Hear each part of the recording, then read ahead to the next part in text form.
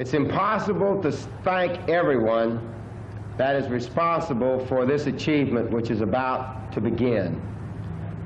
And earlier, the major contributors to it have already been mentioned anyway, so I'm not going to mention any names other than Reese Schoenfields, and what a tremendous job he and his people have done, and what tremendous support we've had from our friends in the cable industry, from the advertising community, from the press of America in general, and from my family and everyone else. I want to say thank you.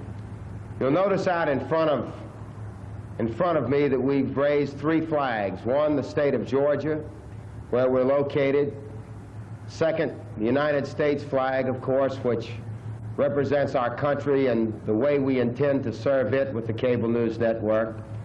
And over on the other side, we have the flag of the United Nations, because we hope that the cable news network, with its international coverage and greater depth coverage, will bring, both in the country and in the world, a better understanding of how people from different nations live and work together, and within the nation work together, so that we can perhaps, hopefully, bring together in brotherhood and kindness and friendship and in peace the people of this nation and this world.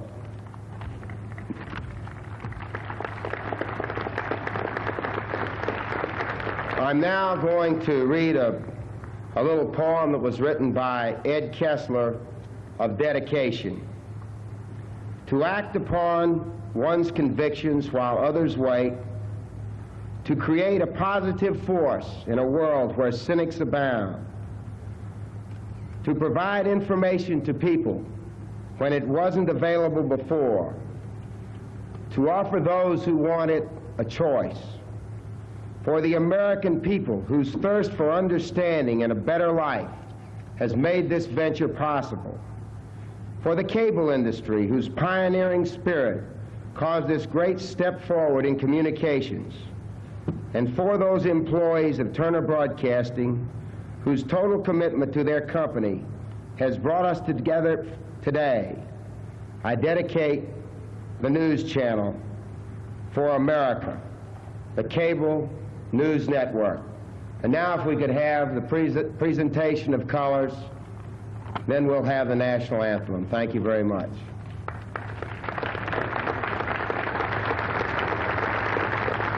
Everyone will stand for the presentation of the colors, please.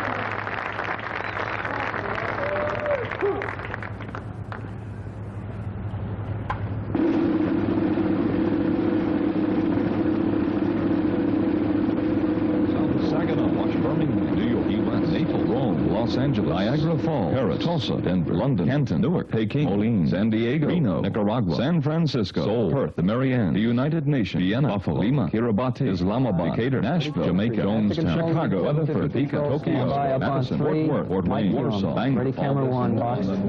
Take 11, Mike cue him. To New York. Good afternoon from the World Trade Center. Stand by, ready 3, take 3, Mike cue. 3, start to slow zoom in a little bit. Roll tape, take 3. Ready 13, full. Ready camera 3, 1 center up. Good evening, I'm David Walker. And I'm Lois Hart. Now here's the news. President Carter has arrived in Fort Wayne, Indiana for a brief visit with civil rights leader Vernon Jordan.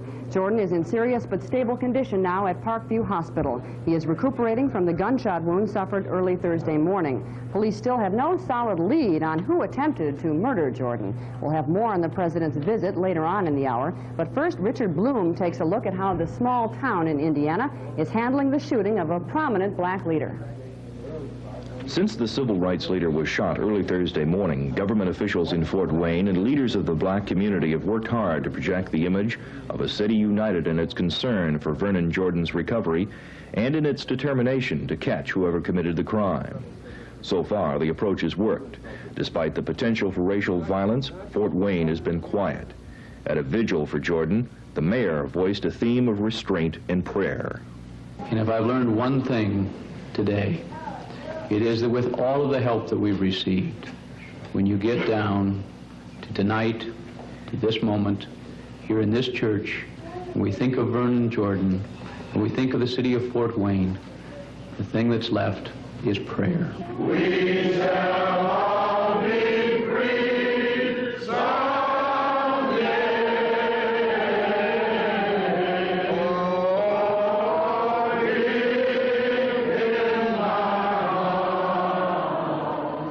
I do believe we shall overcome someday. Over the last 4 days, officials here have worked hard to inform the city and the rest of the country of Jordan's medical progress and the status of the police investigation. They want to dispel rumors which could inflame the community. Black leaders formed an ad hoc committee to provide information and show their support. Monday, there will be formal announcement concerning the Vernon Jordan Reward Fund. At that time, we will establish a fund whereas citizens in the Fort Wayne area and across the nation may be able to send the money to our fund to offer a reward for the apprehension and capture and conviction of that person or persons that may have perpetrated this crime. Despite the support of black leaders and countless hours of police work, local, state, and federal law officers have made little progress in finding out who shot Vernon Jordan and why. Police are watching their step in the face of national attention. I'm requesting all police personnel within the next 48 hours to be courteous, cooperative, and diplomatic. Any action of any officer in any manner will definitely make the national headlines. We're professionals. We want to project a professional image, both as police officers and on the city in general. Signed, Leon Wolf, Chief of Police. One civil rights leader here said the sniper shooting of Vernon Jordan put Fort Wayne under a national microscope. So far, despite the potential for violence, there has been none. And it appears that this community has held together despite all the national attention. Richard Blome, Cable News Network in Fort Wayne, Indiana. The FBI and Fort Wayne police are at odds over the Vernon Jordan investigation. Published reports from Fort Wayne say the FBI thinks a single shot was fired at Jordan. When we checked with Fort Wayne police this morning, they told us that is not the case. The FBI bases the single bullet theory on the idea that a chain-link fence deflected the shot, saving Jordan's life, and also leading doctors to believe that more than one shot had been fired. Fort Wayne police say that cannot be true. They say fragments taken from Jordan and his car make that all impossible. Until proven wrong, the police are saying they are sticking to a two-bullet theory. In New London, Connecticut, police say a man apparently upset over a family problem went on a shooting spree aboard an Amtrak train en route from Washington to Boston. A passenger and an Amtrak policeman were wounded critically. The conductor was also shot. He's reported in stable condition. 29-year-old Frank Banks has been arrested and charged with attempted murder. Banks is unemployed. Police say he has had family problems. Lois? New York Yankees slugger Reggie Jackson has a close call. A man fired a gunshot at the baseball player over an argument over a parking space. Jackson was not injured. The man now is under arrest. Our New York bureau has more on this and other stories. The Yankees' home run king had a hard night on the baseball diamond last night, but it was nothing compared to what he encountered on a dark New York street a few hours after the game. Reggie Jackson had gone out partying to some of his favorite bars, and for good reason. It was his 11th inning home run that clinched the victory for the Yankees last night over the Toronto Blue Jays. Jackson, who frequents the singles bars in this posh Manhattan neighborhood, was looking for a parking place when a car blocked his way. He asked the driver to move, and he did. Then witnesses say a passenger in the car started yelling four-letter words and racial slurs at Jackson and threw at least one broken bottle at Jackson's car. Two men on the street, recognizing the Yankees star slugger, joked with him about going after the guy. Then the joke ended. The man, identified as 25-year-old Angel Vieira, is accused of pulling a .38 caliber revolver and opening fire. 3 shots zinged past Jackson. Each missed its mark. Vieira has been charged with attempted murder and illegal possession of a deadly weapon. After the incident, Jackson was hustled by police to a nearby restaurant, questioned. He says he'll cooperate with the investigation, but hopes it's...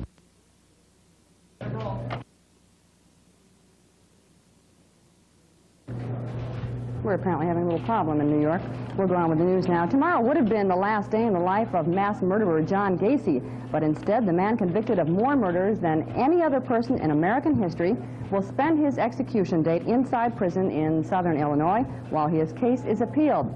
Gacy was sentenced to death for murdering 33 boys and young men, but he could be in prison for years while all the appeals are exhausted. Gacy's attorneys have filed for more than $48,000 in defense expenses. Meanwhile, Mount St. Helens has its first quiet Sunday in several weeks now. Smoke continues to pour out of the mountain's top, but little or no ash is coming out with the steam. The volcano has been quiet for the last several days, and federal officials say they hope that the worst is finally over. It was 2 Sundays ago when the mountain blew its top, killing at least 33 people and causing more than $1 billion in damage. Last Sunday, another massive cloud of ash blew out of that mountain, but this Sunday, the volcano has been calm. At least one person says he is sure the mountain has gone through its worst activity, at least so far. 75-year-old Ray Jennings, who was in his cabin just 8 miles from the mountain top when it had exploded, says he knows the mountain will remain quiet. Although Jennings thinks it's safe to stay in his home, relatives aren't quite so sure, and they aren't quite convincing him that the mountain will stay quiet. After days of trying, they finally convinced Jennings yesterday, however, to finally leave his mountain home. The lives of airline passengers and crews may be unnecessarily endangered by inaccurate fuel gauging systems and lax training procedures. There is evidence the problem already has taken some lives and threatened many others.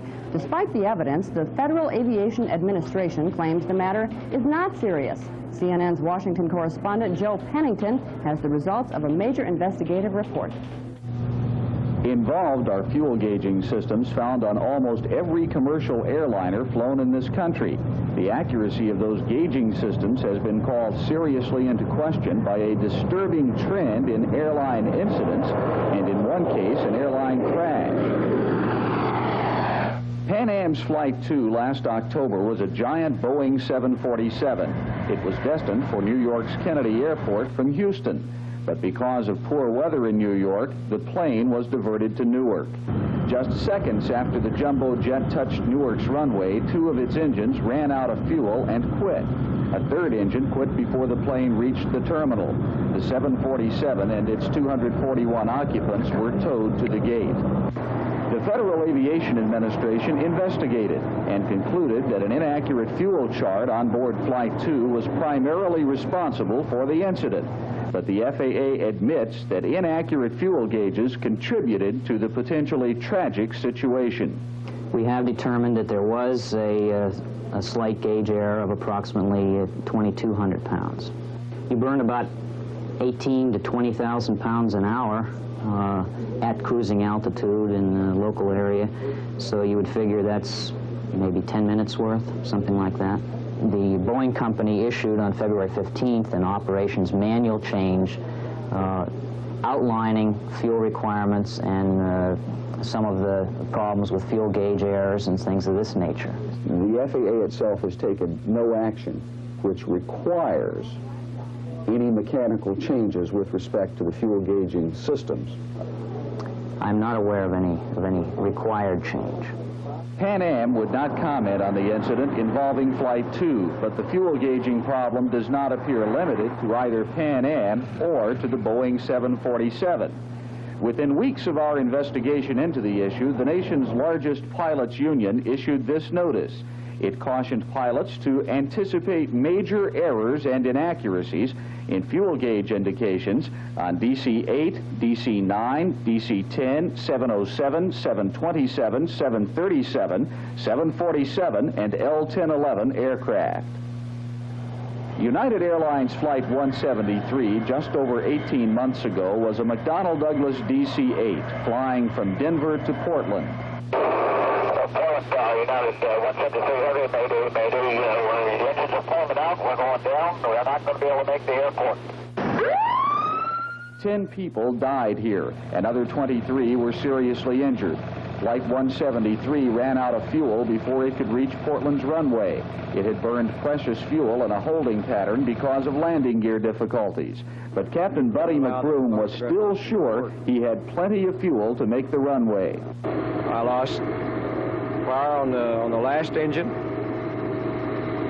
and I had to maneuver the airplane some to get lined up with this patch of trees. I can remember seeing the huge, the tops of these huge evergreens going by the cockpit windows, and that's the last I remember. The National Transportation Safety Board investigated. It concluded that Captain McBroom was responsible for the crash. In the board's words, the probable cause of the accident was the failure of the captain to monitor properly the aircraft's fuel state and to properly respond to the low-level fuel state. Didn't the fuel gauges tell you that your fuel was going to hell? No.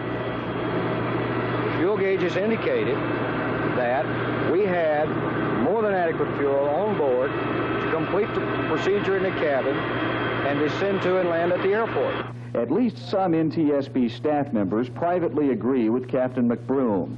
A review of Flight 173's cockpit voice recorder, they say, shows McBroom and his crew were worried enough about fuel to have discussed it at least 10 times in the 29 minutes before their crash. But in its final report, the NTSB implied that McBroom failed to take into account the tolerances of his fuel gauges when he calculated the amount of fuel he would need to reach Portland's runway. United Airlines taught me many things, and I've learned a lot of other things on my own. But United Airlines never taught me, nor any other airplane crew, that there are allowable tolerances in the fuel quantity indicating system on any of its airplanes. 3 months after the crash of Flight 173, United Airlines issued this addition to its DC-8 flight manual. Many United Airlines pilots tell cable news it was the first time they'd ever heard of fuel gauge tolerance. And some United pilots say they'd complained to United safety officials about DC-8 fuel gauge problems months before the Portland crash. United Airlines won't comment. Fuel gauging errors are not limited to the United Airlines crash we've been discussing, or to the Pan Am emergency at Newark. Cable News has learned of 4 other recent incidents involving airline planes which ran out of fuel just seconds after landing. Only weeks after Captain McBroom's crash, another United Airlines jet put down in Portland with a defective fuel gauge. These are notes on fuel gauging difficulties in Honolulu and Iceland. And this is a Braniff Airways Boeing 747 with fuel gauge irregularities en route to Hong Kong. Federal aviation sources tell Cable News that we've just scratched the surface, that there are many more fuel problems we don't even know about. All your operational decisions, I'm not talking about an emergency situation. All your operational decisions, which take place on every segment of every trip almost daily, nightly, were based on the assumption that your gauges are accurate. The heavier a plane is, the more costly it is to fly. Eastern Airlines has actually stripped paint from its planes to reduce weight in the face of ever-rising fuel costs. All major airlines now cut airplane fuel reserves to what they consider a safe minimum. But these reduced fuel reserves make accurate fuel gauging all the more important. Hundreds of lives have been seriously endangered by inaccurate fuel gauging systems. Millions more may have been exposed to them. The people charged with protecting your safety on commercial airliners, the FAA, says it's not all that significant. That position becomes harder to defend as more fuel gauge discrepancies continue to occur. Joe Pennington, Cable News, Washington. Candidates make a final run at the primaries this Tuesday. We'll look at that story and much more when the news channel continues.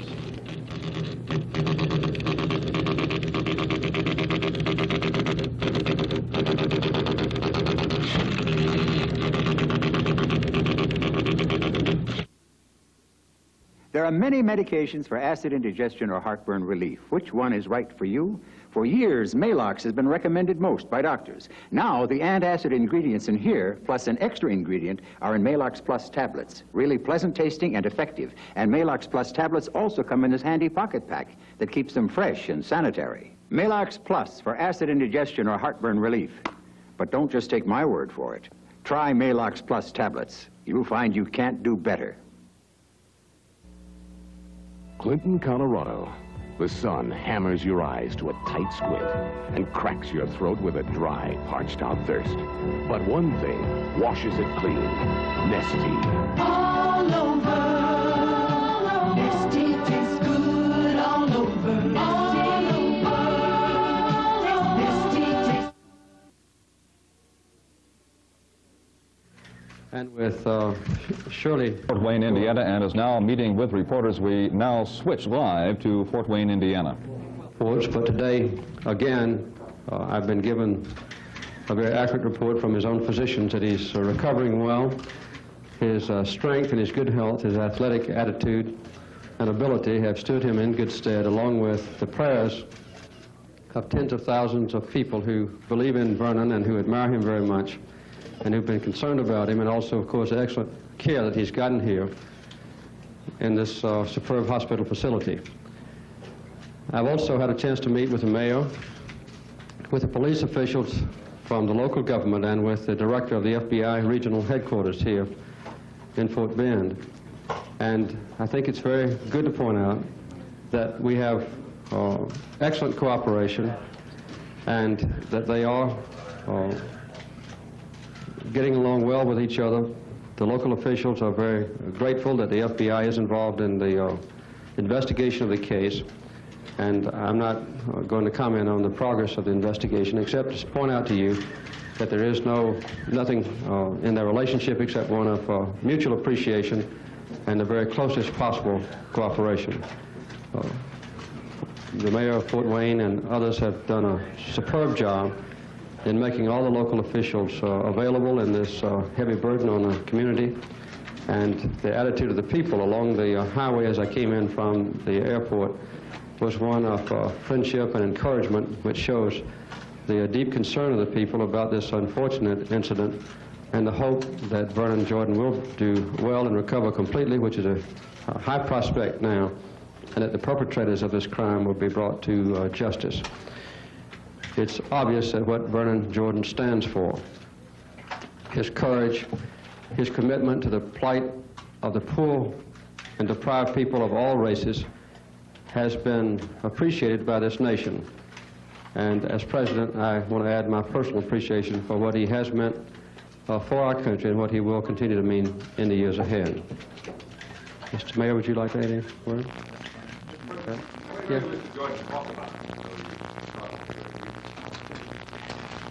We talked about the necessity for him to carry out the doctor's orders and directions. He gave me a report that he's getting along well, that he has received indirectly an outpouring of expressions of support and friendship and prayers from throughout the country. He has now been permitted to watch television. He can't have visitors outside of just myself and a few others in his family.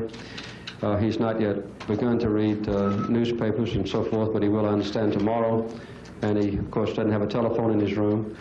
But he's interested in the continued progress of the Urban League. While he is incapacitated, has complete confidence that it will be done. He primarily expressed his thanks to me for the outpouring of support and help for him and his family that has been exhibited here in Fort Wayne and throughout the state of Indiana and indeed the country. Mr. President, did you convince that it was conspiracy? I don't have any information that I want to divulge concerning the criminal investigation. I think that's best described by the legal officials.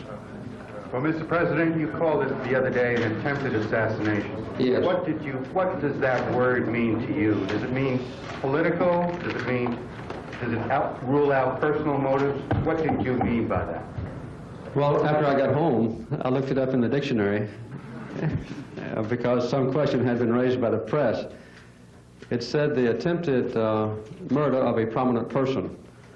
And this is all I meant. I was not trying to define the nature of the crime, except that a prominent person was the subject of an attack. You weren't referring to motive at all. I have no way to know what the motive is. Mr. President, you just said that you hope that the perpetrators are brought to justice. You used the word plural. Does that reflect a belief by the Justice Department that there's still a feeling that there may be more than one person involved? No, I was not trying to determine how many there might be. One or more. Vernon Jordan has always traveled alone, without security, says that's the American way, you ought to be able to do that. Did you give him any advice to the contrary, or do you feel he's wrong, and also is there any national coordinated efforts to protect civil rights leaders right now? No, there is no national coordinated effort to protect prominent people who are active in the civil rights movement. This, I don't believe, is necessary now. Those people who are prominent and also courageous in dealing with controversial issues are always a possible subject of attack, but this is something I've not discussed with Vernon as far as providing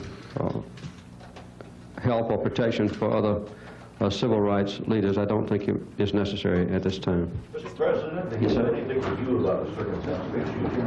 What happened? Did he discuss the shootings in his Just very briefly. Well, he just, I think the only comment that he made was that with people who are involved in public life like he has been, that the possibility of an attack is something that one has to understand and accept. That the alternative is a withdrawal of one's service, that it was a danger that he was willing to accommodate in his own life, and that he was very thankful that the attack was not successful. Mr. President, do you think that this is in any way related to the events in Miami? I don't have any reason to think that there is a relationship. Mr. President, just 8 hours before the shooting, Mr. Jordan gave local reporters here the impression that he was sort of challenging leaders in this country to try to address problems, mainly domestic problems. Was there any mention of any assurances that you might try to give to there be another 4 years of your administration? No, we didn't discuss that, but I observed very carefully Vernon's statements. I've known him for a long time. When he was in charge of voter registration in the southeastern region of our country, he was living in Atlanta. I was a state senator then. Vernon was planning to run for Congress from the 5th District in Georgia. I was planning to run for governor. We both wound up with different positions later on. And Vernon has sometimes been a very severe critic of policies of the federal government, actions of the Congress, actions by me, or failure to move rapidly enough to alleviate the concerns of the poor people about whom he's concerned. But at the same time, we've always maintained our friendship. And I'm familiar with Vernon's speeches, a major thrust of them. I listen to them very carefully. When I've made decisions in my own administration as president concerning Well, you see the president just speaking moments ago, live from Fort Wayne, Indiana, meeting with reporters after meeting with Mr. Vernon Jordan in this hospital, still recovering from bullet wounds suffered in an attack earlier this week. The President, we had to interrupt that so that we can take a feed live from the Mideast momentarily. 2 days from today, the nation's presidential primary season comes to an end on June the 3rd. 9 states will be holding their primaries. Super Tuesday, as it's called, could make or break the hopes of President Carter and Senator Ted Kennedy. 21% of the Democratic delegates will be chosen on that day, Super Tuesday. The 3 most important primaries in terms of delegates are California, Ohio, and New Jersey. New Mexico, Rhode Island, South Dakota, West Virginia, and Montana are also voting that day. Together, there are 696 delegates at stake, 580 from California, Ohio, and New Jersey alone. President Carter is 105 votes short of the number he needs for the nomination. That number is 1,666. The Republican primaries, of course, will be anticlimactic for Ronald Reagan. His last remaining foe, George Bush, pulled out of the race. For Cable News Network's inaugural broadcast, President Carter was earlier interviewed by CNN's senior Washington correspondent Daniel Shore and our managing editor George Watson. During the interview taped yesterday, Shore asked the president why he is refusing to debate John Anderson. What is the Anderson threat? Is it the fear that he may rob both you and Reagan of the margin of victory and throw this election into the House? I mean, I don't look on it as a particular threat, although it's obvious to me that whatever strength politically Anderson might have in November, it will come at my expense more and will help Reagan. But the essence of it is, I just don't feel inclined to debate 2 Republicans, and they're both Republicans. Mr. President, South Korea, a military dictatorship, 40,000 American troops there. Does our national security interests give us any alternative to supporting yet another unpopular and repressive military regime there? We have 2 considerations in South Korea that have always affected our policy. They've not changed. One is the security of South Korea from external aggression, primarily from the North Koreans, and secondly, the enhancement of the democratic processes, the protection of human rights, and the move toward a democracy in South Korea. The security commitment has not been shaken. We and the South Koreans and others monitor very closely any potential threat from North Korea. And there is no doubt in my mind that our forces and the South Korean forces are adequately strong to repel any potential invasion or threat to Korean security. The News Channel will present the entire hour-long interview with the President beginning at 9 o'clock Eastern Time tonight. And for more comments made by the President today, here's Bernard Shaw in our Washington studio. Also in that cable news interview, President Carter says the housing and automobile industries, in fact the entire national economy, will be stimulated by a reduction in the inflation rate. The president said beginning this summer, inflation will start falling, much the way interest rates have been coming down recently. And very pointedly, the president told cable news interviewers George Watson and Daniel Shore, "I don't think that we're going to have the deepest and most severe recession since World War II." In another network interview today, President Carter told CBS's Face the Nation that he has no plans to reduce the level of American troops in Europe as a money-saving measure. Defense Secretary Harold Brown is in Europe this weekend, conferring with NATO allies. In London tomorrow, he'll meet with British Prime Minister Margaret Thatcher and top British defense officials before going to Norway for a conference with the NATO Nuclear Planning Group. The Pentagon says 1,800 Marines sent to the Indian Ocean after the Iranian and Afghanistani crises have been withdrawn. A spokesman says the Marines may be sent back if needed. Notwithstanding that, the Pentagon says sometime this month, 7 cargo ships will sail into the area carrying heavy equipment for a Marine brigade.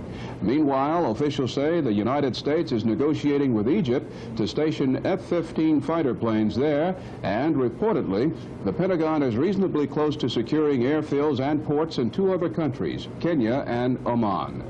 And that's the latest from our Cable News Bureau in Washington. In New York today, a march to show support for the state of Israel. Thousands of people waving Israeli flags marched down Fifth Avenue in the 25th annual Salute to Israel. Marching bands, floats, and groups of children flowing down the street. The parade is sponsored by the American Zionist Youth Foundation and was first held in 1965 to express American support for the Israeli state. Thousands more lined the streets during the parade, cheering and shouting expressions of support. Members of the Israeli consulate in New York also participated in the parade. In Israel today, Prime Minister Menachem Begin met with his cabinet to work out political problems now facing his government. CNN's Jay Bashinsky is in Jerusalem. We now go to him live for a report on the situation. It's 12:35 a.m. here in Jerusalem, and we've been following the fast-moving Israeli political crisis throughout the day for this first live satellite transmission to the cable news network. Israel's cabinet assembled for a crucial session that would determine Prime Minister Begin's chances of staying in office. Prime Minister Begin's survival was undermined by the stormy resignation last week of Peter Vice as defense minister. The government was formed. Begin succeeded in keeping his fractious coalition together by taking over the defense post himself for the time being. The government apparently is preparing for the imminent resumption of negotiations with Egypt and the U.S. on Palestinian autonomy. To that end, it welcomed President Carter's remarks made in an exclusive interview with the cable news network that a Western European diplomatic intervention would complicate the negotiating process at this time. Expression of appreciation to the President of the United States and to the Secretary of State for their position regarding the European initiative and the American unequivocal readiness to veto any such a proposal that might prejudice Resolution 242, which forms the basis of the Camp David Agreement. The first hint that Begin was taking over the defense portfolio came when he announced that Israel would not withdraw from the rest of Sinai unless a multinational peacekeeping force was organized to police the buffer zone along the Egyptian-Israeli border, as stipulated in the Camp David Accords and peace treaty. The weekend threat upset the Egyptians, who asked for clarifications from Israel's ambassador Ben Elisar in Cairo. Begin's bombshell may actually have been meant to hit back at Weizmann by inferring that his arch-rival failed to press for quick establishment of the peacekeeping force. Even if Begin resolves the coalition conflict, he will still face pressure to step down. Weizmann will go on fighting him within their Likud party or by organizing a new party that might include some of Israel's most popular figures, such as ex-Foreign Minister Dayan. He, too, quit in disapproval over Begin's handling of the Palestinian autonomy talks. Begin's remaining ministers could easily bring down the government over the proposed cabinet reshuffle, but this might be tantamount to political suicide for many of them. As for the Prime Minister, he is determined to fill out his term through mid-1981, but this will not be an easy task for the ailing Israeli leader. This is Jay Bushinsky for the Cable News Network in Jerusalem. Obviously, the issue of settlements on Israel's West Bank continues to be a point of controversy. The settlements are opposed by the U.S. and Egypt and are described as a barrier to a full Mideast peace agreement. Despite that, many American families are planning a move to Israel to help build a new settlement in that troubled region. We have the story now from New York. Bernard and Raquel Welt are an Orthodox Jewish couple married just over a year. Raquel expecting her first child this month. Her husband earns about $10,000 a year as a garment wholesaler in New York, enough to afford a comfortable garden apartment and 2 cars. But sometime soon, the couple plans to sacrifice their middle-class comforts for a life of hard labor in the Mideast. They are among 230 American Zionist families who plan to build a pioneering settlement in the barren soil of Efrat, a West Bank settlement near Hebron, where Palestinian gunmen massacred several other Jewish settlers early in May. The U.S. government views new settlements in the disputed territory as illegal, but to Bernie and Raquel, it's the dream of a lifetime, even if the Carter administration disapproves. I'm not happy with a lot of American policy, not just in terms of Israel. I'm not happy with President Carter either. I didn't vote for him and certainly will not vote for him in this election. And I don't like his policies in general, and I also do not like his policies regarding Israel. I don't feel that I have to listen to what he has to say. He doesn't approve of the settlements in Israel. I'm aware of that. It doesn't mean to me that I shouldn't go. It doesn't discourage me. His reasons are not completely valid to me. What do you expect you will find there when you get there? We expect to be pioneers in a sense. It's right now it's a barren piece of land. It's all rocks. We expect to build a city, and we invite people to come and join us. Why do you want to go and live in a barren, rocky area that is not only a danger zone, but many Israelis say it's controversial? At the moment, it is not occupied by anybody. It's occupied by a lot of rocks and some trees and shrubbery. If we had to evict a lot of families, Arab families that were living there now, they would be very upset and would be inciting them, and it would be much more volatile. But it isn't the situation. It isn't like Hebron, where people went in and took over buildings that had been in their family before, and when the family was massacred, but now was being occupied by Arabs. So I agree with Bernie. I don't see this as the kind of community that's going to have to be maintained by barbed wire and constant surveillance of guns. Few, if any, of the Zionist couples moving to the West Bank say they intend to renounce their American citizenship. They will remain Jewish Americans. And if the Carter administration continues to take a dim view of the settlements, they say, so be it. Becoming pioneer settlers on the West Bank, they say, is the strongest statement they could make, that Israel belongs to the Jewish people.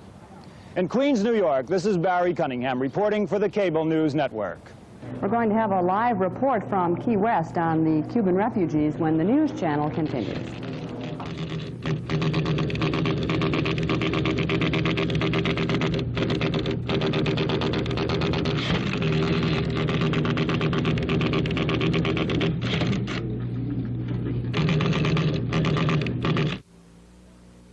Now, Time Life Books brings you the Good Cook series.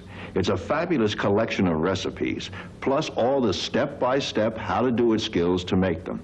In poultry, you'll learn boning and braising, how to cut for economy and carve with confidence. Cut corners on time and trouble and cost, but never on quality. Always starting from scratch with the freshest natural ingredients and finishing up beautifully. In soups, you'll study stocks and stews and everything from slow simmering to deep freezing. Vegetables will teach you seasonal shopping, herbs and marinades, and quick steaming and stuffing, and stir-frying. When you complete the Good Cook series, you'll know rice and spice, poaching and pickling, what golden brown looks like, how to do every kind of cooking easier, faster, and better. And to show off your new skills, we've gathered thousands of recipes from the best cookbooks from Manhattan to Morocco. So you can make chicken Kiev like a Russian, authentic Wiener Schnitzel, and a cherry pie, George would love. Make more interesting salads, lighter cakes, and heartier breads, simple suppers, and fabulous feasts. We'll send you poultry for a free 10-day examination, along with this marvelous 48-page guide to kitchen tools and equipment, yours to keep if you decide to purchase poultry. If you and your family aren't thrilled with poultry, you can return these books within 10 days and owe nothing. If you keep poultry, you'll pay just $9.95 plus shipping and handling. Then, approximately every other month, you'll receive a new volume of the Good Cook series for the same 10-day free examination. There's no minimum number to buy, and you may cancel at any time. Each is only $9.95 plus shipping and handling, and they'll make you a good cook for life. To order your subscription to the Good Cook series, call toll-free 1-800-257-1257. In New Jersey, call 800-232-6966. Each book for $9.95 will be sent on a 10-day approval every other month. Here's what's happening at this moment. President Carter flew to Fort Wayne today to meet with the wounded civil rights leader, Vernon Jordan. Carter sought to portray the efforts of the Fort Wayne police and the FBI as a united effort to find the man who shot Jordan. Earlier today, there were reports saying the local police and the FBI have been disagreeing on how many shots were fired. The president said Jordan was in good spirits when he met with him. An Arab economist says Saudi Arabia plans to hike oil prices and cut back production to stabilize OPEC prices. After that, Saudi Arabia will try to get OPEC to freeze oil prices for the rest of the year.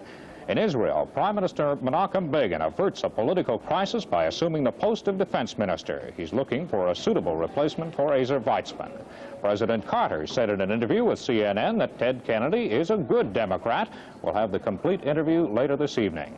And thousands of people marched in the streets of New York to show support for Israel. We'll have that story and more as the news channel continues. Nicaragua is a Latin American country in political turmoil these days. Anti-American sentiment is said to be widespread, and since the revolution to overthrow dictator Somoza nearly a year ago, hate for the United States has grown stronger. This week, Congress is scheduled to consider appropriating $75 million in aid to Nicaragua. The bill has been hotly debated because many congressmen don't want to help a Marxist country. Recently, CNN's Kathleen Sullivan flew to Nicaragua to find out what is happening there. This week, we'll have a series of reports about the country and its people and what the $75 million might mean to Nicaragua.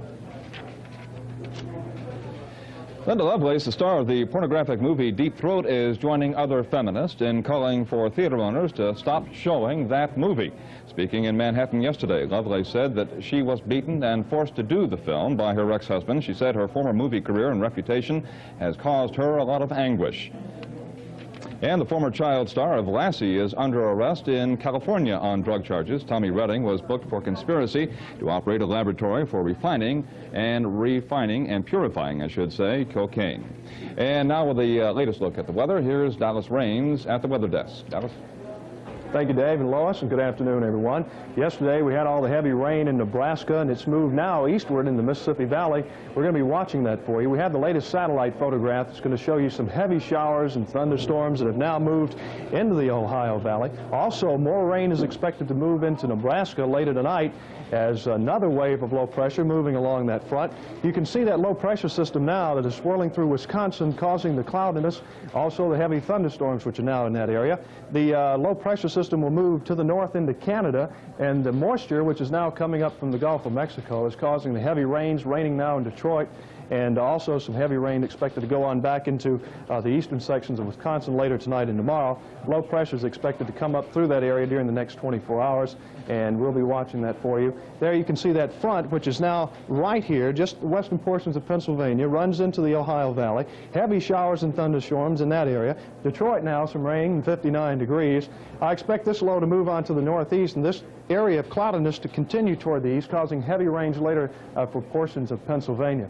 Now, if all that's not enough, it's also the first day of the 1980 hurricane season, and we're looking on a special GOES satellite photograph just into CNN. You can see the cloudiness which stretches across the Atlantic Ocean. There is a lot of thunderstorms down around Jamaica, some heavy thunderstorms there, but the pressure surfaces are high, and I do not expect this area to develop into the first hurricane of the season, which will be Allen. Allen will be the first storm. We move into the second year of male names for hurricanes, and so Allen will be the first one, but we do not expect that over the next couple of days. Let's look now at the forecast for several cities around the country.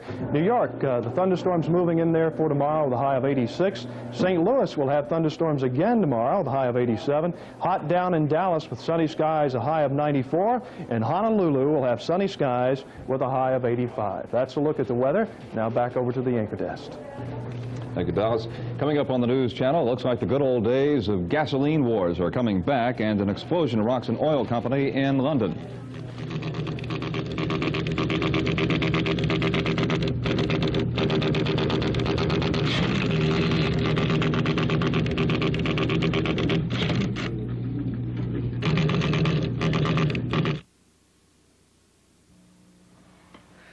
Do you know me?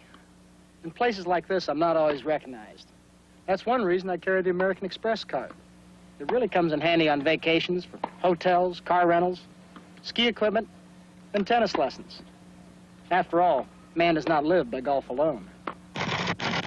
To apply for an American Express card, look for this display wherever the card is welcomed. The American Express card. Don't leave home without it. How many cold tablets do you take a day? 2? More. 4? More. 6? Yes, 6. A day? And then more at night? Why? They're new. Ever try Contact? No. Watch. One Contact helps relieve your congestion for up to 12 hours without the aspirin substitute and cough suppressant in these. Just one more Contact helps you all night while you sleep. You're the guys on TV. Give your cold to Contact.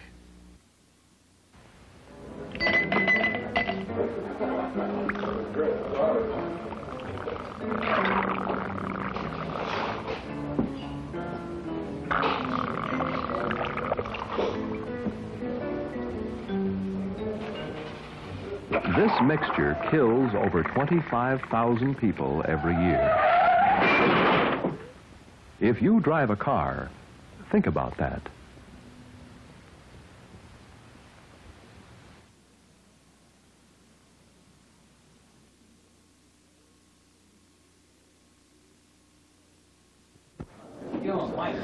Here's what's happening up to this moment. President Carter flew to Fort Wayne, Indiana today to meet with the wounded civil rights leader, Vernon Jordan.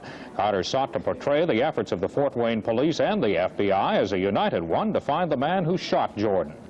President Carter says Senator Kennedy's challenge to his re-election bid is good for the Democratic Party.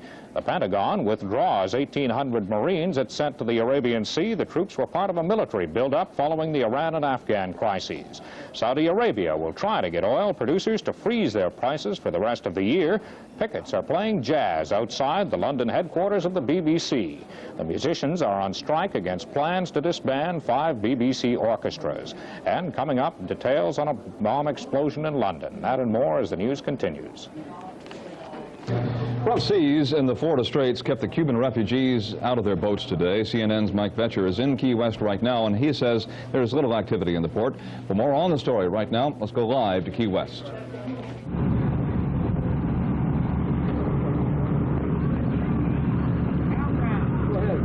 The docks at the Truman Annex Naval Base are empty at this hour. In fact, the last boat to arrive here arrived at about 8 o'clock this morning. Coast Guard helicopters scanning the horizon and cutters scanning the sea have reported no signs of any boats in the Cuban flotilla. So it appears for now the flotilla has stopped. Now, the 8-foot seas may have stopped it, but some officials here believe it is Castro who has stopped the flotilla. One of those officials is Arturo Cobo, who heads the Cuban volunteer force here at the Key West Naval Air Station. Mr. Cobo, do you believe Castro has stopped the flotilla for this time? Yes, positive, because he sent the boats here with bad weather, and plenty of people die already for this condition. So it's not the weather; it's Castro that is holding the boats. Why would he want to hold them? We don't know what he got in mind now. You know, Castro is playing a game in the beginning. He's gonna keep him playing games. Do you think the boats are going to continue to trickle in, or do you think they'll come in one big group? We've heard reports that they will come in one big group. Maybe that's our intelligence report is that he's going to send everybody at the same time. So, you know, we're talking about 200 boats all at the same time together. So it's a thing that he can do, but we don't know what is the real situation. What happens then when he sends the 200 boats? There are no more boats in Mariel to bring back refugees who want to come here. What will you do then, the Cuban American community? Well, we're going to be here until the last Cuban come from Cuba, you know. The worry that we have now is that plenty of people went to get the family. Plenty of people, we're talking about the 200,000 people that Castro got the list. He knows that these people want to leave the country now. So these people can go to jail for that matter. They lose their jobs, and now we don't have any way to go and get them, you know? So it's going to be a bad situation for our people, the Cubans that live in Cuba. And like I say, well, for example, go to Cuba, get the family, Castro put in the boat, whatever he wants to put, he trying to make a deal, okay, come back again, I'm going to give you 200 people. Okay, but this is not my family. But he say, okay, make another trip and we give you the family. So they bring 200 people, they don't know where they come from. It's not family. This family of the refugee is still in Cuba. And now what are we going to do? Also, since Wednesday, some of the refugees who have arrived here appear to be more tired, and since they have arrived a month ago. With me is Manuel Campo, who is a doctor who has worked with the refugees. Are the refugees coming in now in worse shape than they were before? Well, lately they have been coming in a worse shape because the condition of the sea. But they are coming in poor shape too, by reason they have lately are beating them more frequently. They are they put the dogs against them. They are wounded by knife, bayonets, and really the conditions of the moral conditions and the physical conditions are very bad, more by the maltreatment they are receiving in Cuba than by the condition of the seas. Okay, thank you very much. Thank both of you. By far the greatest majority of the refugees, or a great percentage of the refugees who have arrived here since the boat lift began, are young males. And later on this evening we'll talk with an Army colonel who has a plan to deal with those males. He wants to put them in an Army unit. This is Mike Betcher, Cable News Network, Key West. In Georgia, convicted killer Jack Potts is scheduled to die Thursday in Georgia's electric chair. He's on death row in the Georgia State Prison, convicted 4 years ago of kidnapping and murdering 24-year-old mechanic. Potts has since turned to religion. He's a Roman Catholic now and says he's ready to die, ready to take his punishment. He told a reporter from TV station WSB in Atlanta he doesn't want people protesting and demonstrating against his execution. The people that are fighting the death penalty could understand this, that I'm at peace now, and it's the first time in my life I've ever been like this. The people that are, some of the people that profess to be fighting the death penalty, they aren't really, it's inconsistent. Their thoughts, their beliefs are, they're against the death penalty, but they're for abortion. It's inconsistent. It doesn't make sense. With us in the studio now is the mother of Jack Potts, and to interview her, here is Don Farmer of our staff. Don? Dave, we've just been told and have just told Mrs. Potts that her son has been moved and transported safely to the Reedsville Penitentiary, where the execution will take place on Thursday if nothing changes. With me are Mrs. Carolyn Potts, the condemned man's mother, and his son, Jack Jr. Mrs. Potts, I know you believe your son is innocent.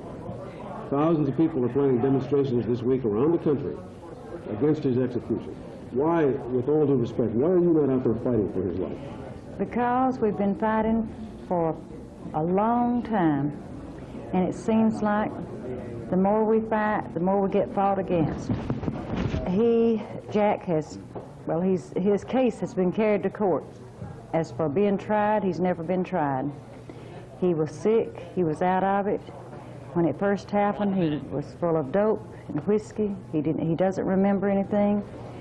He's been in constant pain ever since. For long periods of time, he was sick, But he wants to in die. pain. He wants to be executed, is that right? I can't say he wants to die.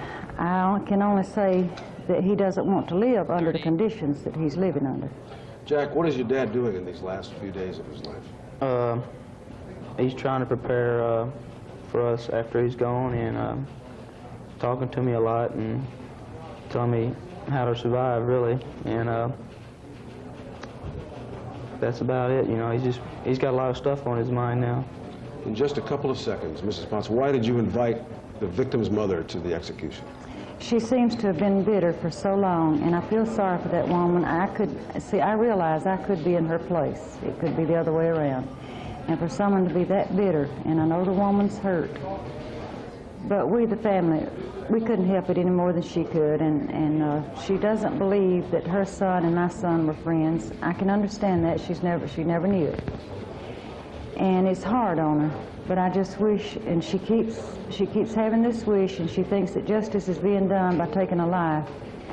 And I just don't think it's up to any individuals to take the life. I don't believe it. I know it won't bring her son back to see another person killed.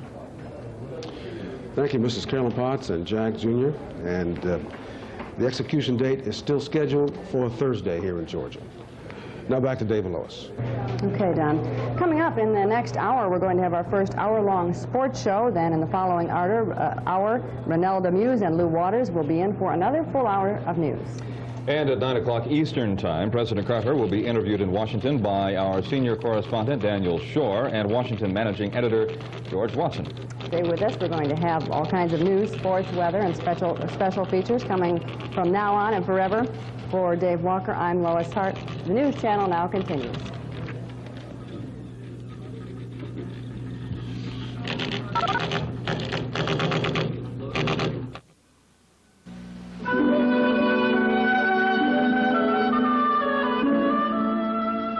I'm sure you recognize this lovely melody as Stranger in Paradise. But did you know that the original theme is from the Polovetsin Dance No. 2 by Borodin? So many of the melodies of well-known popular songs were actually written by the great masters, like these familiar themes.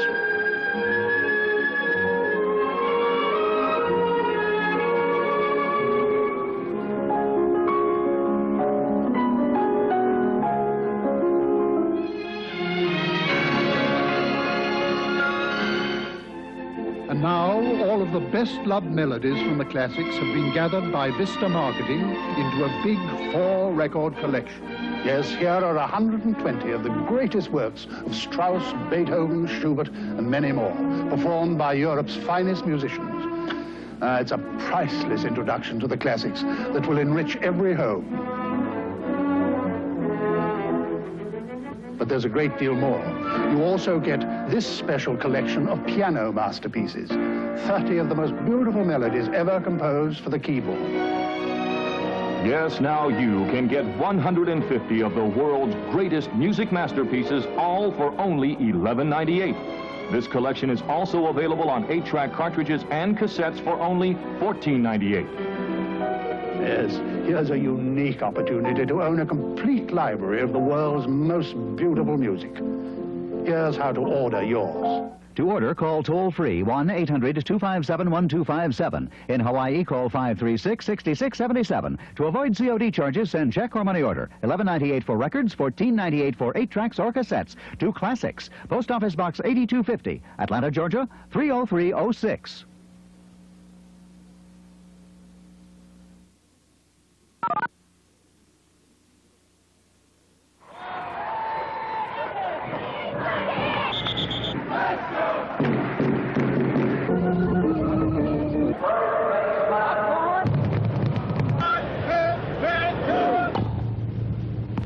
Under par was enough to win the Kemper Open, and that's just what John Mahaffey did. Among the baseball, the Pirates breezed at home to increase their lead, and in soccer, it went to the absolute limit as the Cosmos won in Washington.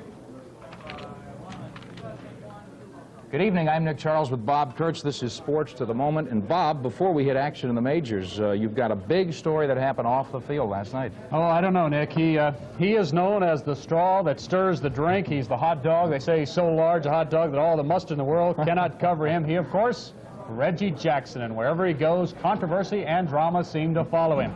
Last night, for instance, Jackson was up in the 11th inning, Yankee Stadium, game tied 6-6, Toronto and New York. Boom, he hits it out, and the Yankees win it 8-6. Then, just 2 hours later, here you see Jackson. This is the game.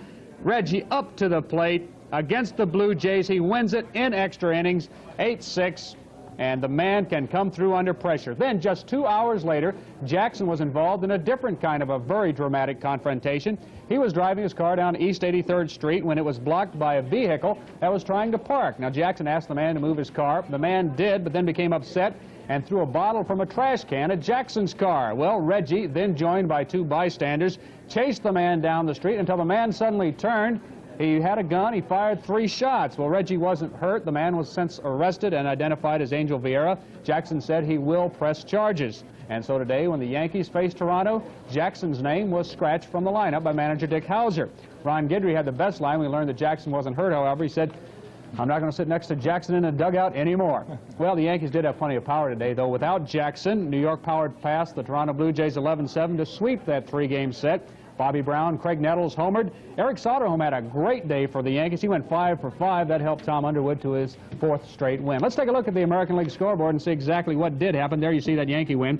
Milwaukee trailed 5-0 in the game against Boston, but battled back to down the Red Sox with Ben Ogilvy having a bases-loaded double to climax a 7-run 8th inning. California and the Tigers and the Twins and the Orioles, there you can see that they're having all kinds of problems. Rain has postponed or delayed those games. Also in the American League, we have Chicago knocking off Kansas City. Brett Burns won his 7th game. He was the winning pitcher there. Seattle, Cleveland, well, they've battled rain all day long, but now they've got it going there in the 8th inning. Seattle is leading Cleveland. Oakland and Texas, the other game, that is later tonight.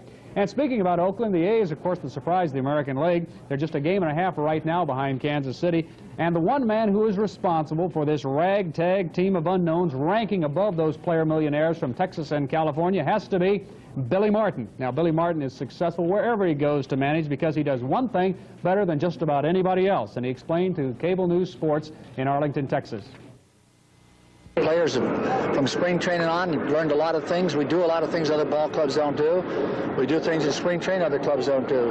We just work to the point where we got to the point where we can force the opposition to make mental and physical mistakes, and we execute well out there in the bases, and we just do a lot of things. How do you like returning here to Arlington Stadium? I like it here in Texas. My home's down here. I live in Arlington, and I like it down here very much. Do you ever have any second thoughts or regrets or remorse about your leaving here? Well, I didn't want to leave here in the first place. It wasn't my choice. If Brad Corbett would have took back what he said, I'd still be here. He said I was fired. The National League today, the Pirates crushed the Mets in Pittsburgh, and a couple of the names on the Pittsburgh club might make you feel we've gone back 20 years. So let's go to Three Rivers Stadium, Pittsburgh, and pick it up. The bottom of the third inning, and Dale Berra, who's now playing for the Pirates, everybody remembers his father, and Yogi Berra. This double sliced to left field. Almost out. Left fielder can't handle it. So Berra on second. Then Vance Law, son of Vernon Law, first at bat in the major leagues, grounds to short, but Frank Tavares kicks it. He had 3 errors, Tavares, in the game. The Mets, the Pirates go ahead. Mets later tie it. But bottom of the fourth, Steve Nicosia, this single to left, scores Bill Madlock, who had doubled, and the Pirates took the lead, and Berra just nails it shut here, triggering a 7-run 5th inning with this explosion. A grand slam homer. Jim Bibby spaced 8 hits, won his 6th game against 1 loss. So now we go to Dodger Stadium. On the West Coast, Chris Chambliss, this single scores Hubbard. Now Hubbard, Glenn Hubbard, just recalled from the minors from Richmond. Hubbard is in playing second base for Jerry Royster. Bob Horner celebrated today. Goodbye. Got every bit of this Dave Goltz pitch. Drove it out. The Braves in a cakewalk. It looked like 4-0 at this point. Now Doyle Alexander on the mound for the Braves, and Steve Garvey, one of the best swings to the toughest part of the park here. It's over and out. Murphy has no shot, and the Dodgers close it, but Horner locks it shut here. Another home run off Charlie Huff this time, slow knuckleless over center field. The Braves go on to win it 9-5. So they start to roll again, and they salvage that last game on the West Coast. Did pretty well, in fact. So Pittsburgh, an easy winner. We checked the scoreboard. They widen their lead in the East because at Wrigley Field this afternoon, the Cubs beat the Phillies 5-4. Scott Thompson's RBI single, the 7th wanted. Phil's Mike Schmidt smacked his 17th homer, but they dropped 2 behind first place Pittsburgh. At St. Louis, Warren Cromartie's 12th inning single pushed Montreal over the Cardinals. Stan Bonson, razor sharp in relief, won it. Now the West Coast, Atlanta beating L.A., as we said, 9-5 at Candlestick. The Giants iced it with 3 in the 8th, and they beat Houston 6-2. Cincinnati, behind a Johnny Bench 3-run homer, they lead the Padres 7-5, playing the 8th inning on the West Coast. Bob? Vance Law and Dale Berra, huh? Don't we feel old? Coming up, we'll have a thrilling shootout in soccer between Washington and the New York and the Cosmos. Golf, there's lots of heat at Congressional, but didn't stop John Mahaffey, and we'll take a look at just who makes the most money in sports. Stay with us.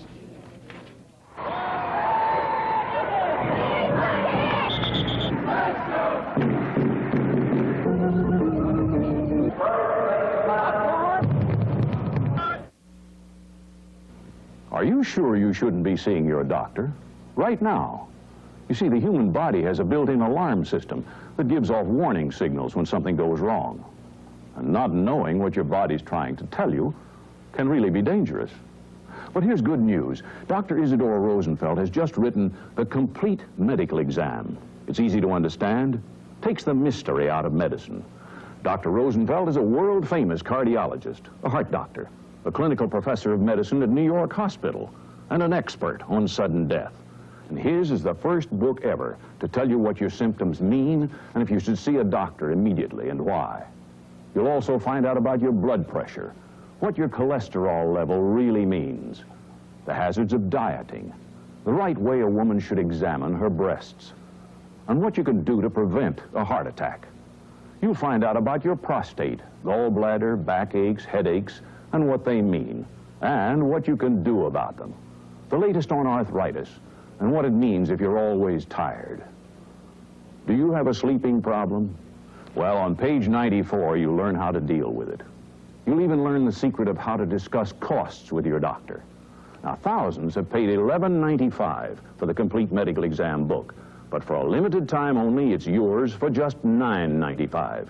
And it comes to you on a 30-day money-back guarantee. You know, this book could save the life of a loved one. Here's how to order. To order your medical aid encyclopedia, phone toll-free 1-800-257-1257.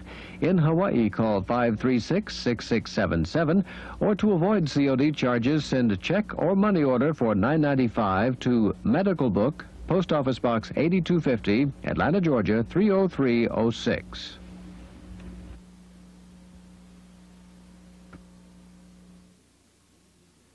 In the news headlines to this minute, President Carter visits with civil rights leader Vernon Jordan. Iran places its armed forces on alert along the Iraqi border. Reports that Saudi Arabia will raise its oil prices $4 a barrel. Israeli Prime Minister Begin assumes the defense portfolio himself. And coming up in our next hour, an update on Mount St. Helens. Right now, back to sports. Okay, we have a final just in, 7-6 Cincinnati over San Diego in baseball, a final. And in golf, he's called the baby-faced assassin. We're talking about John Mahaffey. He's the shortest hitter, or one of the shortest hitters on the tour. He also is one of the most accurate. And today, they were playing at Congressional in Washington. And there you see it. What a marvelous course this is. Tight and demanding. And Mahaffey fought off the Supermex, Lee Trevino, Tom Watson, and the rest to take that $72,000 first prize. This is the birdie on 18 that wins it. Previously, he had just birdied 17. That gave him a $275 total, and he picks up that $72 grand. Craig Stadler, watch him leave it on the lip. For the men, tremendous preparation, being able to play Congressional with a tight course, the small greens. They are able to prepare for the United States Open, which comes up in 2 weeks, and they will be ready now after playing Congressional, which incidentally was the site of Ken Venturi's great triumph in 1964. In women's golf, it was young Beth Daniel who was the winner, in fact, winning her second tour event. She shot a 171. She wins by 2 over Nancy Lopez and Joanne Washam. Nancy's Navy was happy as Nancy shook off her slump of recent weeks to shoot a 66 yesterday and battle down the wire today. But it was Beth Daniel again who won the $125,000 tournament. Bob, soccer today, a tremendous high-energy game at RFK Stadium. The Diplomats and Cosmos went to the limit. RFK Stadium, Washington, D.C., biggest crowd there in the history of the game, over 53,000, and the Diplomats didn't disappoint by carrying the first half after a flagrant foul. Washington's Bobby Rushi gunned this penalty shot past keeper Hubert Birkenmeyer, and that lone goal stood to halftime, but the Cosmos got it together. DiBernardo throws it in from the corner. Carlos Alberto, now watch this instant control, the perfect pass in the box, and number 9 in the dark, Giorgio Canaglia, that instinctual will to win the ball in the air, and a goal. 1-1. Washington thought they had it won with 4 minutes left. The goal was disallowed. Now the shootout after 2 scoreless overtimes. Nobody through 8 shots could score. But finally, Bogicevic pumped it by Bill Irwin on the 9th shot of the shootout. Washington gets their last shot. 90 minutes come down to this. But Cosmos goalkeeper Birkenmeyer wraps Cerucci up, and it's over. Final, Cosmos 2, Diplomats 1. So with the win, the Cosmos strengthen an already unyielding grip on first in the American East. Tonight, a big game for Toronto at home against powerful Dallas. On the West Coast this afternoon, San Jose is trailing California 3-2 with 14 minutes to play. San Diego shut out at Edmonton 1-0, and earlier at the Vet in Philadelphia, the Fury found their offense and beat New England 5-2. Bob?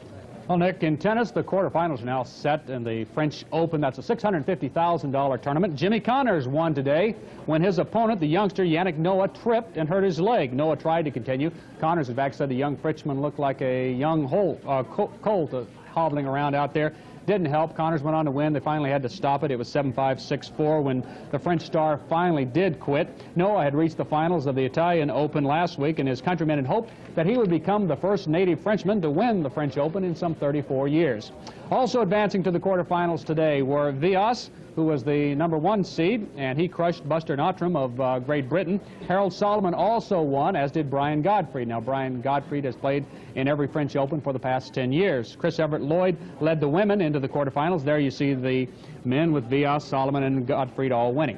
Okay, with the women, it was Chris Everett Lloyd who led the ladies into the quarterfinals. A hard-fought win over Bettina Bunge. She'll face Kathy Jordan. It took less than an hour to advance. Now, the other quarterfinal pairing in the top of the draw will have Ivana Madruga, who goes up against Virginia Wade. She upset Virginia Wade. She'll go against Hanna Mandlikova of Czechoslovakia. Tomorrow morning, the Maryland Racing Commission holds a hearing to consider the Preakness question. Namely, did the winner Kodaks bump the runner-up, Philly Genuine Risk, enough to eliminate her chance of winning? This corner says no question it was interference. Whether it cost genuine risk the win does not matter. Angel Cordero, Road Codex, Jacinto Vasquez was aboard genuine risk. Now, Vasquez immediately lodged an objection that the Maryland stewards didn't beat him to the punch and flashed the inquiry sign to me as inexcusable. In fact, it's outrageous. The bump happened at the key point in the race when they were straightening for home and when both the Colt and filly were switching leads. This is where a horse fires when you ask for that final winning burst. Genuine risk had her momentum destroyed. There's no question. If she was the chalk favorite going into the Preakness, she is at best, though, a long shot in this hearing. We'll see tomorrow afternoon if justice will overrule tradition. In the meantime, it sets up a tantalizing, absolutely tantalizing race in the Belmont Saturday, doesn't it? Question of justice over tradition? I say so. Okay. Two big auto races today. Alan Jones of Australia won the Spanish Grand Prix. In fact, only 5 cars were able to finish. The temperature was up near 100 degrees. Jones is now tops in the world standing. The NASCAR 400 was in College Station. Texan Cale Yarborough was the man at the pole. Well, he held on all the way and won it, despite the fact that he ran out of gas. However, he was able to limp in and still come up winning. Nick? Well, how fast can a person run or how high can they jump? Well, for the second time in 2 weeks, somebody shattered the world pole vault record. Today in a meet just outside Paris, young Frenchman Thierry Vigneron cleared 18 feet 10 3/8 inches. He's good, but this is no surprise. Vigneron set the world junior mark just last year. Today he broke the mark set May 11th by Poland's Ladislav Kozakowicz, doing it despite a driving wind and steady rain. Bob? Well, we are told that most of us work into May, paying off our income taxes, our state and our local taxes and Social Security before we finally start working for ourselves. Well, how do athletes do it? At the end of May, they do considerably better than the rest of us do. This is in the professional golf ranks. Watson and Young are the leaders there. However, they have not done nearly as well as the tennis leaders. Borg and Martina Navratilova. Navratilova, interestingly enough, has won more money than any of the men tennis players. But those figures pale in comparison with jockey Chris McCarron, who pockets 10% of the $2 million worth of winnings that his horses have won. And Spectacular Bid, well, Spectacular Bid only gets good grooming and a little bit extra grain for winning some $500,000. Makes us all feel great, doesn't it? Keep working, Bob. NASL update, California beats San Jose a final 3-2. When we come back, the commissioner of the National Football League, Pete Rozelle, will join us live in our studios, so stay with us.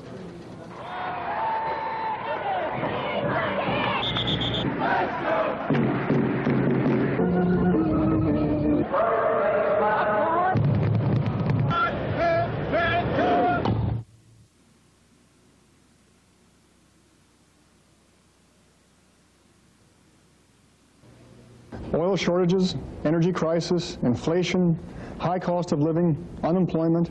If today's headlines scare you as much as they do me, maybe it's time you started giving serious consideration to our future. I'm Warren Johnson, author of Muddling Toward Frugality, a guide for survival in the years ahead. Some people don't believe that there is an energy crunch, but most of us already realize that it does exist and is affecting us all. The question is, what can we do to continue to live as comfortably as possible in times of scarcity? My book attempts to answer this question by taking a revealing look at our past and exploring many of the reasons for our present crisis. But more importantly, it takes a look at the options for our future and outlines a guide for simple yet comfortable living. Almost all of our economic problems stem from the high cost and scarcity of our non-renewable energy resources, the cheap energy we use to run our industries, transport our food, and mass produce the many products we use every day. Sooner or later, we must face the fact that our incomes will not be able to keep up with the rising cost of energy, and our energy sources will no longer be able to support industry the same way they do today. But our future does not have to be bleak. In Muddling Toward Frugality, I point out that we are being given a great chance to move back to a simpler, more rewarding way of life. For example, as rising energy costs and shortages make large businesses that rely on cheap energy more and more unfeasible, new opportunities for small-scale economic activities will develop. And it will be those people who can take advantage of these opportunities and build a safe, comfortable, and frugal way of life with close ties to family and friends that will be doing the right thing. I urge you all to start planning now for the future by reading Muddling Toward Frugality, a guide for living as comfortably as possible in the changing times ahead.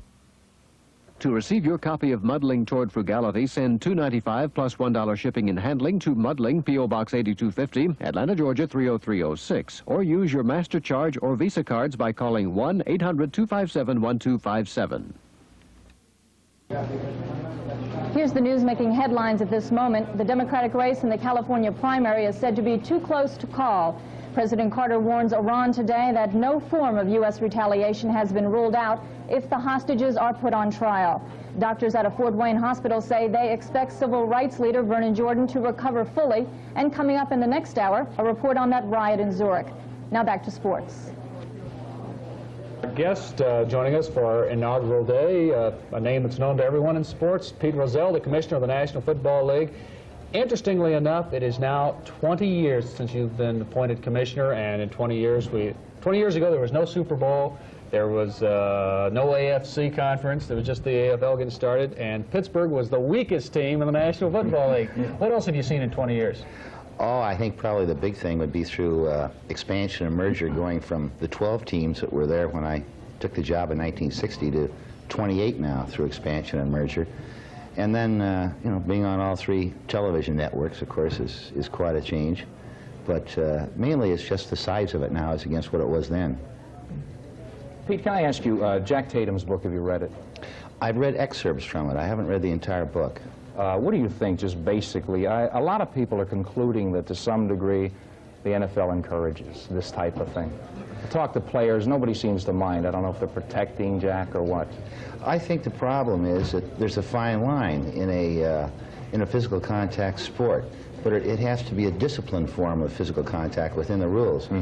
And you've got coaches who want to win, and they want their players to be aggressive. And I think sometimes that line is crossed, and when it's crossed, we have to take action. But insofar as the philosophy expressed in Jack's book, I totally disagree with it, and I'm sure that everyone in the NFL does. I talked to Ed Garvey the other day, and he says they are in favor. Ed Garvey, of course, the executive director of the Players Association, they're in favor of instant replay. They support it. They say the ref should have a view. This is Ed now quoting him, a view equal to that, at least to the fan at home. And he says they could accomplish it by using what the networks have. You stick the extra referee in the booth, and he makes a decision. Each team's allowed 2 timeouts for instant replay. I wish it would be that clear. But for anyone who saw the Preakness the other day, I give you that as an example. Right. I think people saw that shot, and some said, well, genuine risk should have been declared the winner, and others would have said, well, it wasn't sufficient. You would need so many cameras. I think perhaps someday that we'll have it, but you would have to have it so it'd be absolutely conclusive. The clubs don't like it right now because they think it would be unfair where a shot is clear, it shows the play, and the official is overruled. Then the other team is involved in a similar play, say a few minutes later, and rather than covering the wide receiver, they got an isolated on the linebacker, they show the running back, the play isn't seen, so they don't overrule the official. So they feel that inconsistency of change would be unfair to them. Oakland was involved in a number of controversial plays. Why does it seem like most of your headaches come from Oakland? Tatum, and of course Al Davis now, you know, screaming that he is being held hostage in Oakland. How do you answer that when he says that you know, the Rams get to move, everybody gets to move, and Al Davis doesn't get to move? Well, the Ram move was, of course, to the suburbs of Los Angeles, about 35 miles. You had Detroit moving to Pontiac. You had the Buffalo team moving to Orchard Park, the Dallas Cowboys to Irving, Texas. The Giants across the river to Jersey. And however, in the case of the Oakland wanting to move to Los Angeles, it calls for a league vote. And the Raiders declared that they were going to move without a vote. And that's what's prompted this litigation. Of course, it's a matter of great concern for me in my job, because if we're going to have owners come into the league, accept the Constitution, but then say, I'm going to be somewhat selective in my observance of the rules. If I'm outvoted 21 to 7, most of our votes call for 3/4 of approval. If I don't get enough votes in this area, I'm going to do what I want. If you have that, you have anarchy, and that's what concerns me. You project the winner here. I understand that. I think we're all assuming Oakland's going to stay in Oakland, the Raiders, this year, and then do you have any clue what's going to happen? Well, would you project? It's hard to predict the courts, but at this point, it would seem unlikely they'd be able to get enough sufficient clearance from the courts to move this year. So right now, the likelihood is they'll play in Oakland, and then the rest will depend upon what the courts tell us. Is there something behind all this? I mean, is Al Davis a maverick because of the old AFL days? Is there something a little bit behind that? In this case, I think he just wants to move to Los Angeles because financially he feels with what the offer made by the city of Los Angeles, it'll be much more attractive for him. Pete, how do you feel about shared revenue? And some people, and Ed Garvey is one, once again, I hate to bring out the devil's advocate, but he is the other side, says that it kills incentive with a 60-40 split at the gate, $5 million to every club. Regardless of one-loss record, they're going to make that $5 million, which is 2/3 of their income. There's no incentive to really build a winner. Well, I think you have to be around a football team to understand there's plenty of incentive, and I know that the disciplinary action I have to take, including taking draft choices away from teams because they try and violate the player limit by sneaking players in, maybe and working them out during the season, and other things like that. You can tell it's highly competitive. They want to get to that Super Bowl, and anyone close enough to a football team will tell you that. We do share revenue. I don't feel we're economic competitors to any great extent. We share the television equally. Well, by sharing the television equally, then you have a San Diego, a Green Bay, getting as much money from television as New York, Chicago, Los Angeles, or Philadelphia. So they have the means to compete. They have the means to hire good scouts. They have the means to hire good coaches. And then when we have competitive balance, where we have uncertainty, where over 40% of our games are decided by 7 points or less, we have close divisional races, that attracts television. And that's one of the reasons we're getting the money that we have. Does it scare you, though? Is the NFL overexposed, or starting to be overexposed? We're very careful about that. I don't think we are now. To give you an example of how concerned we are, we've put our money where our mouth is the last 3 years. Our deal with ABC for Monday Night Football is that we'll have between 4 and 6 specials, either on a Sunday or a Thursday night, in addition to the Monday night games. And whether it's 4, 5, or 6 is up to us. It's $3 million a game. We've held it at 4 in 78, 79, and this year. And now that means we left $18 million on the table just because we were concerned about overexposure. Are you surprised, very briefly, about the lack of free agent movement from club to club? Not particularly, because when the formula was set, it was set at a certain level. And I think Ed Garvey achieved one of the things that he wanted, to give the players, the average player, the leverage to make more money. Now, the problem there was that when he got the leverage to make more money, it put him into a higher compensation category. We have lots of questions we'd like to ask you, and we're running a little bit out of time. We'd like to thank you very much for being with us. And you see the future. Now, you're meeting here in Atlanta for a week, and the NFL meeting and so forth. You see the future is bright? I see it as very bright at this point. We can't live without the NFL, can we? No, we sure can't. It's replaced a lot of things as a pastime for a while. When we return, thank you, Pete Rozelle. Fred Hickman and Dan Carney review what was probably an unequaled month in sports, so stay with us.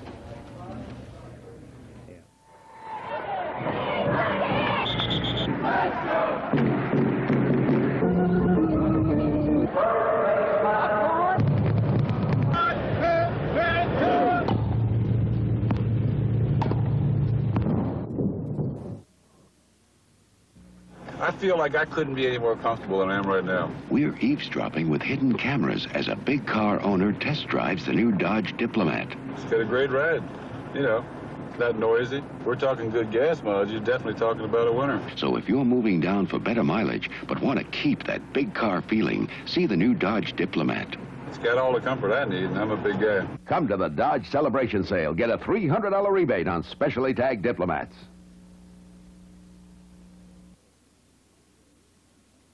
Did you know that there are at least 23 million American adults who can't read a want ad?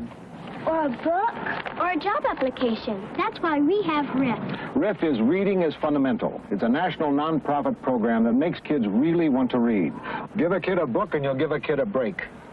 Join the RIF program in your community. Or write RIF, Box 23444, Washington, D.C.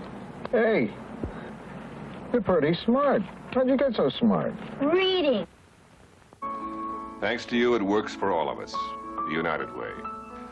I'm Leslie Nielsen, and I wish I could really thank you for the help you've given people through United Way. I wish I could thank you for the family whose child the doctor said will be able to walk, for the single mother who can take her little girl to a daycare center so that she can work, for the old woman who sees a friendly face and has a hot meal, for the kids who have been abused or abandoned, But all of these people and many more can thank you a lot better than I can, and they'd like to. They're inviting you to visit a United Way agency so that they can thank you personally.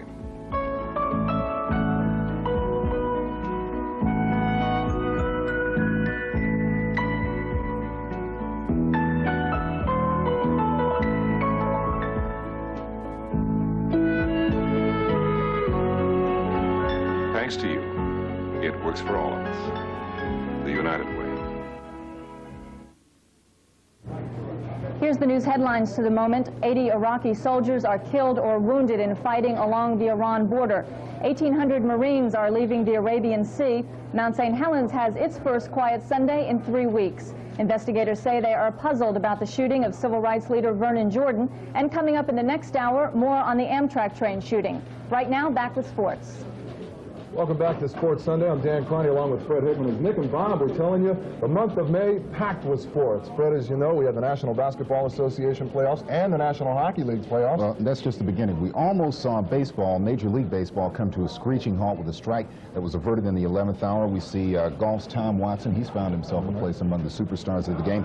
Johnny Rutherford took his third Indy 500. Busy month. For instance, in the horse racing world this year, there was no one clear-cut Triple Crown favorite. Among the 3-year-olds, there wasn't a spectacular bid, Affirm, Secretariat, or Seattle Slew in the bunch. So this year's Triple Crown was up for grabs. Every horse and the one filly had a legitimate shot at winning the first jewel, the Kentucky Derby. And not many thought that the lady could even stay with the boys. But Genuine Risk did stay with the boys, and more. She left them in the dust. Her trainer, Leroy Jolly, didn't think she had a chance. But one time, Genuine Risk challenged the field at Colts was in the Wood Memorial just prior to the Derby. And she lost to Plug Nickel and Colonel Moran. 2 in this Derby field, but other than the one loss, she was undefeated. Watch her as she rounds the field. 2 favorites, Plug Nickel and Rock Hill Native, saw no pacing in this classy and went for all the marbles early. Genuine Risk waited till they burned each other out and went on to prove to the nation and her trainer that she was, in fact, genuine. The Risk wins the 105th running of the Kentucky Derby and was the first time the fillies since Regret in 1915. But could Genuine Risk take the second jewel at Pimlico, the Preakness Stakes? Like in the Derby, she begins to round the field in the far turn with Jacinto Vasquez in the irons. The Risk meets number 3 Codex with Angel Cordero aboard. But right here, watch it. Codex bore out and hit Genuine Risk, a hit that would later result in an inquiry. Never before in the history of this race had a number been taken down and a new official winner announced. And the stewards kept with the tradition. At this point, it's all Codex. He came down the stretch like he came down the stretch in the Santa Anita Derby and the Hollywood Derby, out in front. And Genuine Risk in the middle of the track could never catch him. The same problem Rumbo had in the Hollywood and Santa Anita Derbies. Codex with Angel Cordero aboard withstood the foul claim and the challenge of Genuine Risk and wins the Preakness Stakes.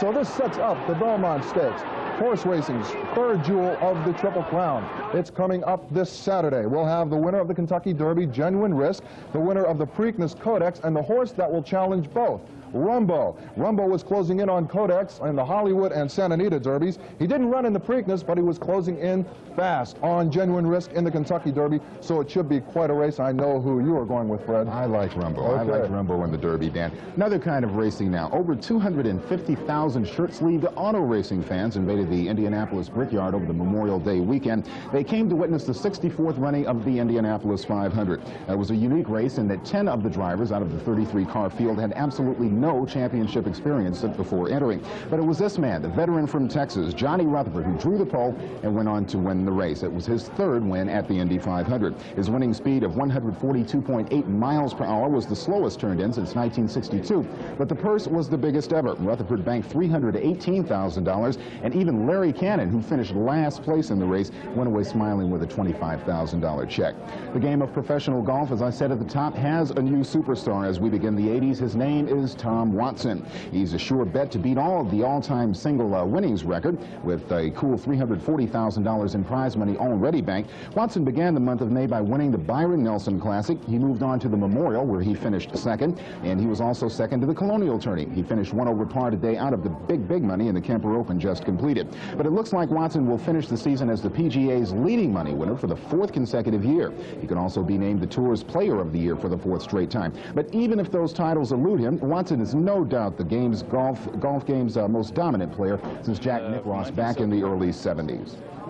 I worked very hard at the game.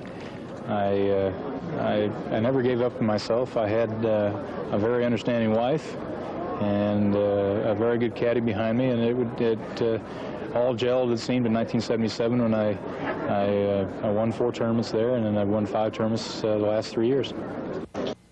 Right now, Dan Watson is gearing up for for the week after next one. We'll have the U.S. Open coming up. That is the only major title he hasn't won yet, and I think he'll have a good chance at it. All right, Fred. In the month of May, the National Hockey League Stanley Cup playoffs provided new life to the game itself. For the first time in quite a while, we had an All-American final series. The Philadelphia Flyers, the team with the best record in all the NHL this season, was the clear-cut favorite over the New York Islanders. But the Islanders were the hottest thing going the last 2 weeks of the season, and they kept their momentum going into the playoffs. They beat the L.A. Kings, the Boston Bruins, and the Buffalo Sabres to reach the finals. And in Game 1 of the championship series, the Islanders go into the Philadelphia Spectrum and beat the Flyers on their own ice. There's a surprise. With the score tied at 3 apiece on the power play, the Islanders with a puck. Mauro Tenistrom. The puck makes its way over to John Tonelli behind the goal. He gets it to Dennis Potvin, and it's in for the score. The Islanders win it in extra time 4-3 and take a psychological advantage as well as a 1-0 game lead.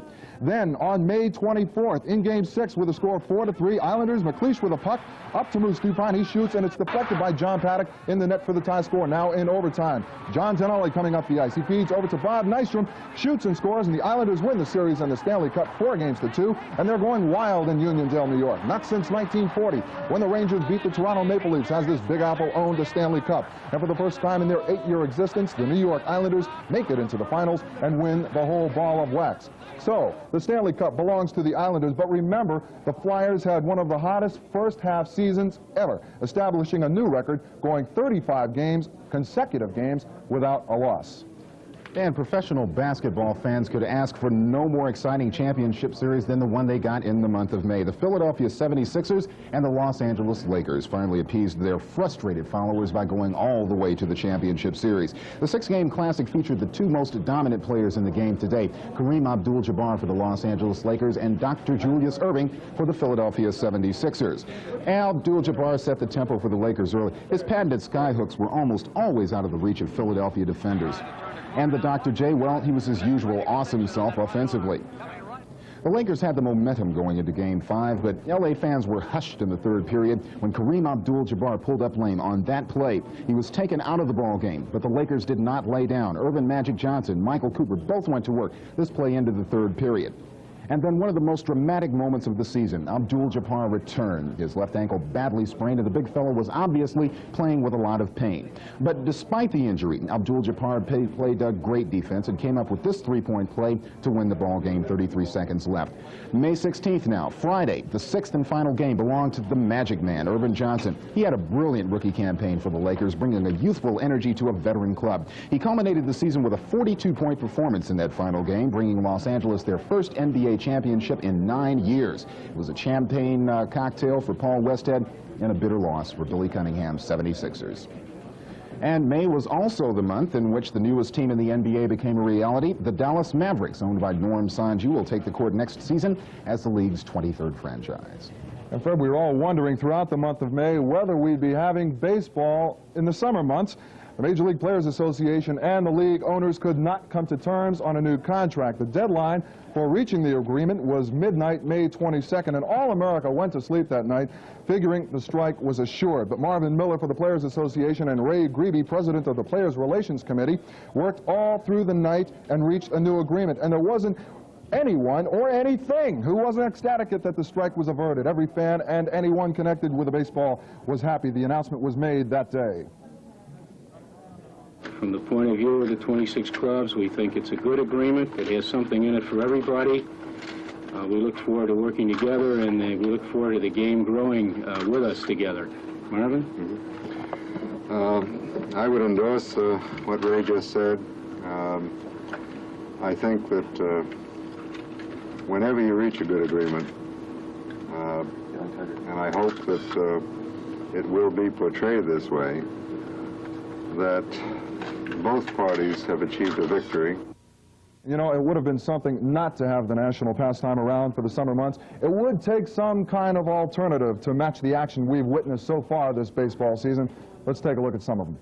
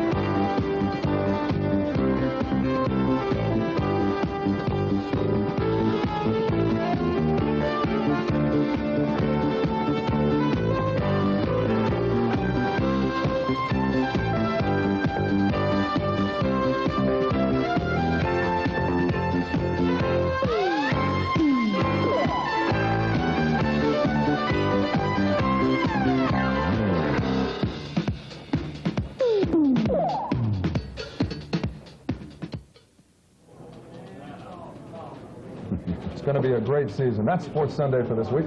And we'll be back throughout the evening with more sports for you. Nick and Bob will be along in 3 hours with a full half-hour roundup, and we will talk to you a little bit later.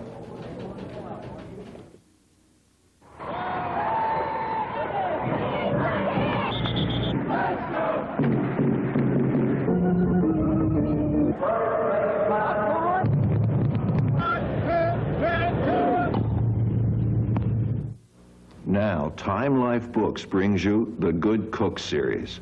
It's a fabulous collection of recipes, plus all the step-by-step how-to-do-it skills to make them.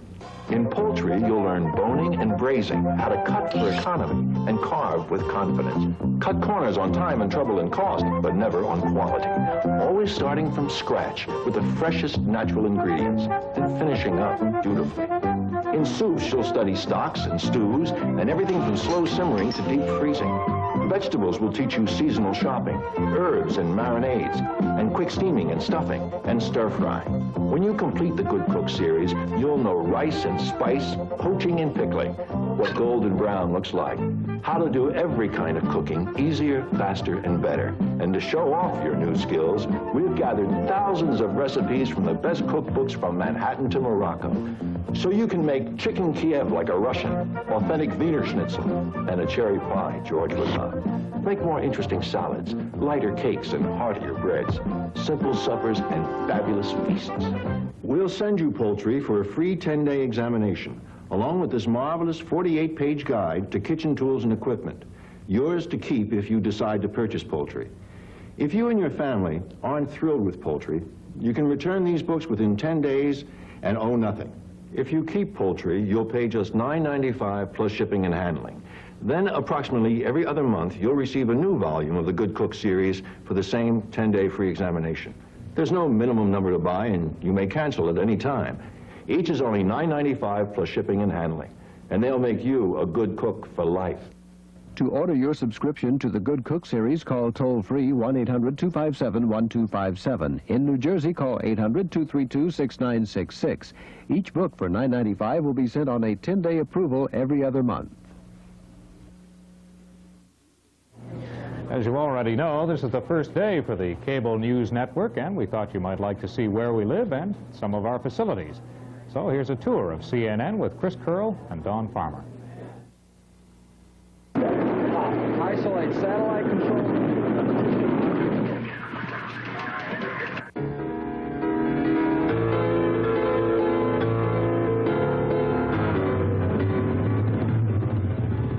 It's a pleasure to take you on a tour of the facilities here at the Cable News Network to see the machines and the people who will make this news channel work. I'm staying in what we call the farm, the satellite farm, the largest collection of satellite receiving dishes in the world. Each of these 6 receivers is aimed at one of the 6 U.S. domestic satellites in orbit 22,300 miles above the Earth. Well, these monsters, it seems, can collect almost anything from up there, any broadcast signal being carried on any channel on any of the satellites. They reach up and they get the signal somehow and they bring it right down here. And from here, it's only a short trip by cable across this Georgia red clay lot inside the Cable News Network headquarters here in Atlanta. My wife and co-anchor Chris Curl is inside there now at Master Control. Chris? It's here in Master Control that the signals from all of those dishes become pictures and sounds. It's here that they're all transformed into the people and into the programs that you'll see here on the news channel. And one of the busiest people here is our satellite manager, Bill Papa. Bill. Hi, we're very busy here because we have access to any signal transmitted via a domestic satellite, which is as many as 98 at any given time. We have 20 receivers here, so we can tune into as many as 20 signals simultaneously that we'll have access to anywhere in the house here at CNN. What happens to the signals after you've rounded them up here in Master Control? Okay, we tune in the frequency here, and it's put into our routing system right here, and then it can be viewed on any one of our monitors on the monitor bank here, as well as several monitors throughout the studio floor, as well as all the editing rooms and some other locations throughout the building. You can just push a button and it either goes to the viewer or to one of our edit rooms or someplace else. Exactly. Right now, we're taking a feed from New York. As you can see right here, Mary Alice isn't quite ready, and tile here, and this is what's currently going out on CNN Air. Well, whether our viewers will see it as it's happening or whether our viewers will see it in an edited form later on is determined here at CNN, where Don is right now. This is where the news people tackle all that technology we've been showing you and actually use it to help us gather the news. And one of our chief news gatherers at CNN is Jim Rutledge. Jim, what's the function of the desk? Well, this is where we have 15 assignment editors, and it's here that we coordinate all the activity that we collect with the 7 domestic bureaus and the 2 foreign bureaus. We work throughout the day, 24 hours a day, to get the material that you see on the air. So if any of our people have a problem, they call you first? That's correct. We're going to come back to the assignment desk in just a moment to show you our bureaus in this country and around the world. From here, the material goes literally right across the room, right here, to where the producers and the writers take the pictures and the words and try to put together the actual pieces you see on the air on Cable News Network. The man in charge here is Ted Kavanaugh. Ted, I'm sorry, excuse me. How do you put it together here? So we have a pool of producers here. Each one does 2-hour shows, 1-hour show, then 4 hours off, another hour show. They take the material from the pool and they send it over to the videotape room where it's coordinated with the words and the tape is coordinated, and then it's on to the anchor people, and we wish them luck with it. Okay, thanks very much. From here, across the anchor desk, through the sports area, to A control, as we call it, and that's where Chris is standing by now. Chris? Well, you've seen master control. This is A control, where all of our news gathering efforts come together electronically. Our directors and our producers sit here to make our newscasts, our tape reports, and all of our live satellite feeds come together to be part of our continuous news coverage. And the technology here is the latest and the very best. This audio board, for example, is really one of a kind. We could use it for a rock concert, but we just use it to make sure that you can hear the news as it happens. Primary, volcano, concert, riot, religion, hostage, interest rates may be stock surge and high London, Rome, Los Angeles, Vienna, Miami, Buffalo, Seoul, Tokyo, Moscow. So as you've seen now, it all comes together here in Atlanta, but it all comes into Atlanta from a lot of different places, especially from the CNN bureaus around the United States, the largest of which is in Washington. This is Bernard Shaw in our Cable News Washington Bureau. Our staff is large because its news capital of the world is large, complex, and ever-changing.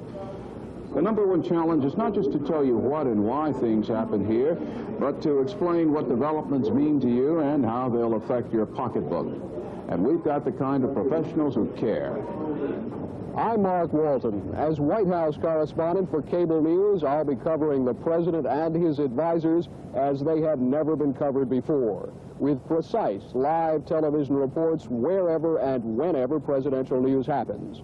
In the Oval Office, overseas, and on the campaign trail, you can rely on me and our Cable News cameras for in-depth, plain language reporting on the nation's #1 citizen.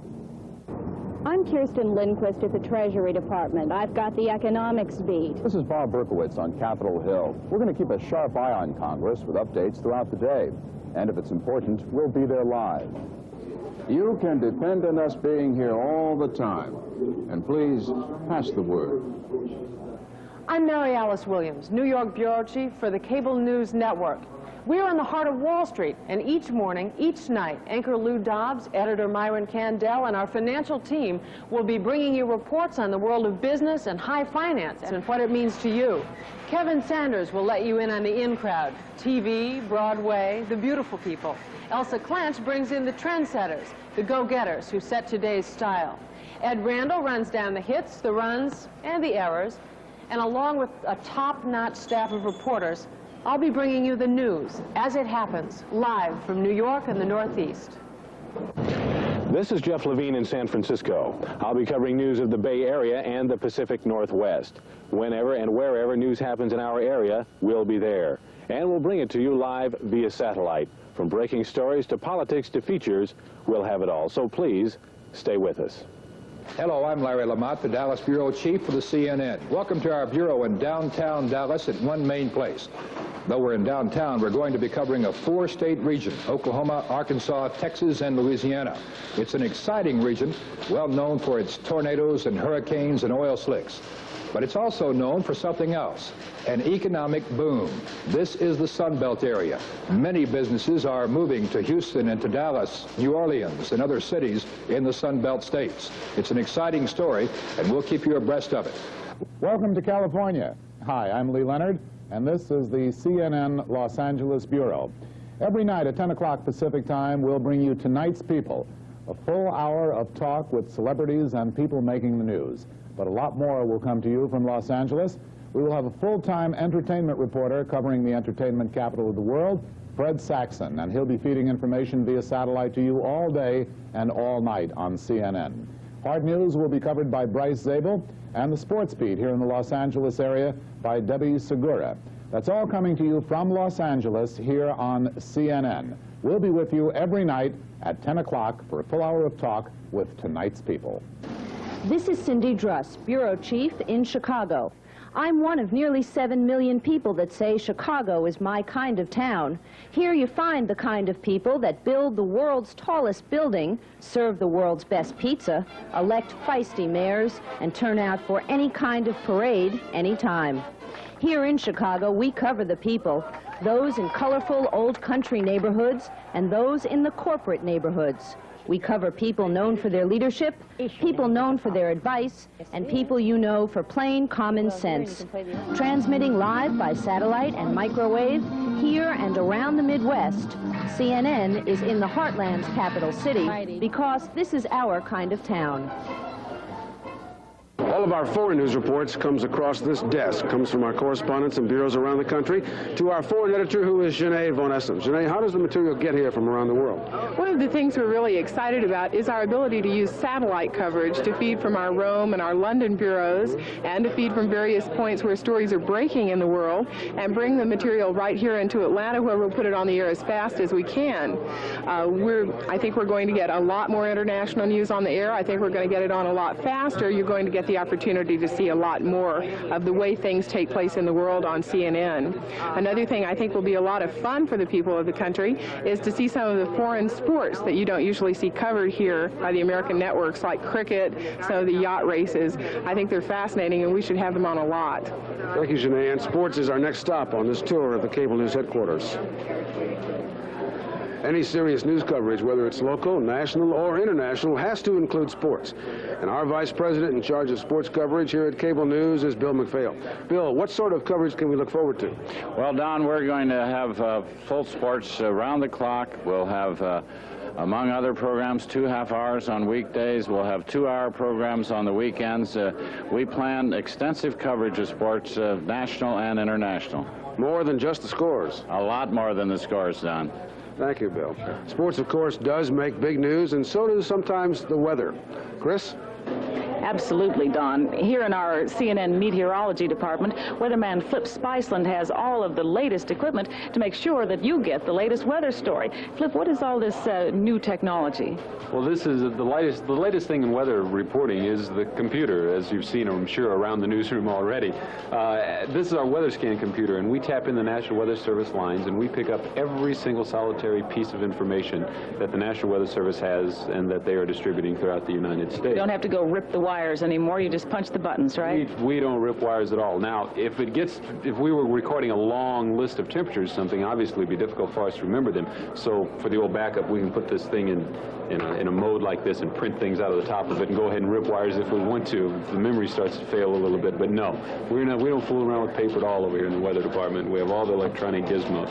Matter of fact, I was just looking for bulletins anywhere in the country. I just type in, give me the bulletin file, and any place in the country that has a weather bulletin out right now prints right out on my screen right here. And you learn about it instantaneously through the machine. Absolutely. The moment that it hits the wire, it can be displayed right here.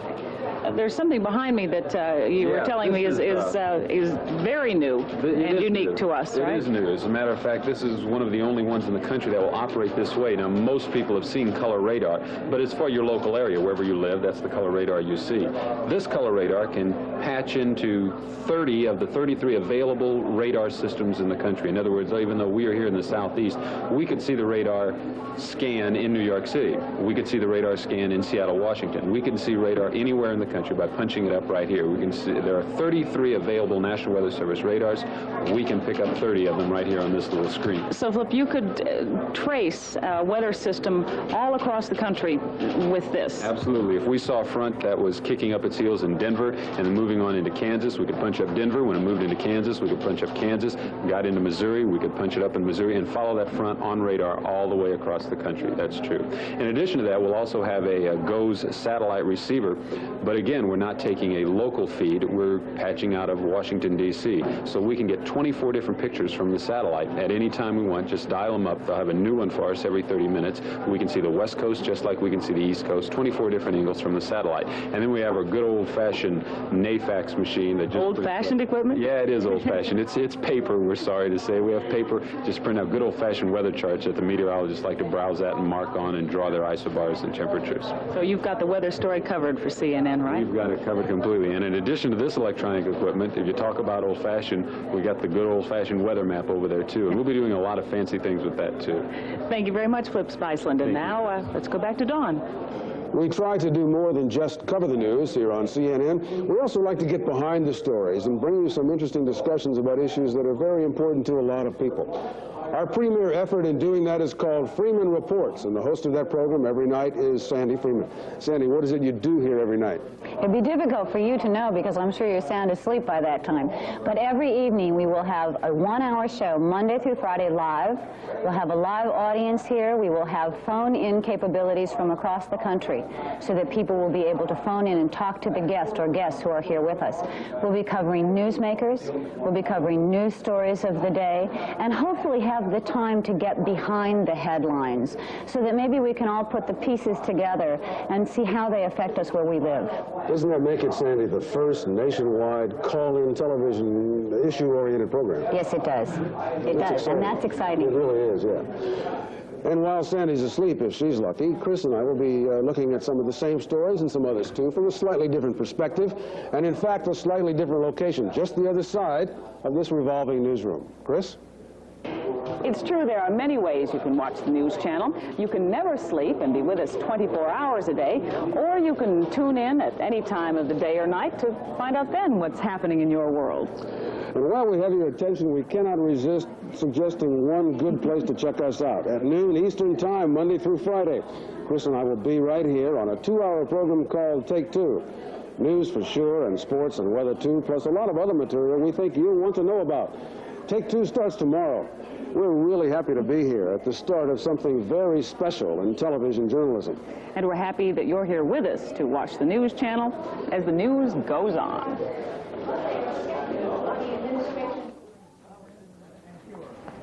Here's the headlines to this minute. The Ayatollah Khomeini says documents seized at the American Embassy in Tehran will be exhibited at a so-called conference on U.S. intervention in Iran.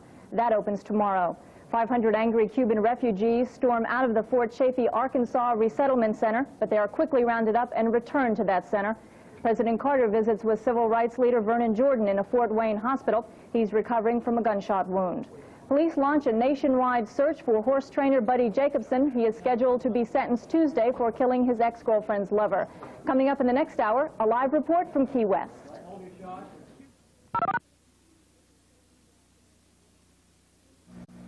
Wir werden sterben, aber Deutschland muss leben, jetzt und immer. He was a monster. Und alles, was ich bin ich nur durch euch allein. Sieg heil! And his twisted dream exploded in a shattering blitzkrieg. World War II. Nobody covered the war like Time and Life magazines. Nobody can recreate World War II like the editors of Time Life books in this series that takes you from the hedgerows of Normandy to the sands of Iwo Jima. Follow the Panzer columns in Blitzkrieg. Take to the skies in the Battle of Britain. Encounter the U-boat wolf packs in the Battle of the Atlantic. Face the rising sun. The editors of Time Life books have deeply researched Allied and enemy archives, selected thousands of high-impact photographs from the history-making cameras of life's famous photographers and many others, discovered eyewitness accounts and exclusive new material to bring you the most momentous coverage of World War II ever attempted. Follow the rise of Adolf Hitler and Nazism in Prelude to War for 10 days free without obligation to buy. If you aren't impressed, return our book within 10 days and pay nothing. If you keep Prelude to War, pay just $9.95 plus shipping and handling. Then approximately every other month, we'll send you another volume in our series, each one on the same 10-day free examination basis. Keep only the volumes you want and cancel your subscription at any time. Here's how to get your copy. To order your subscription to the World War II series, call 1-800-257-1257. In New Jersey, call 800-232-6966. Each book for $9.95 will be sent on a 10-day approval every other month.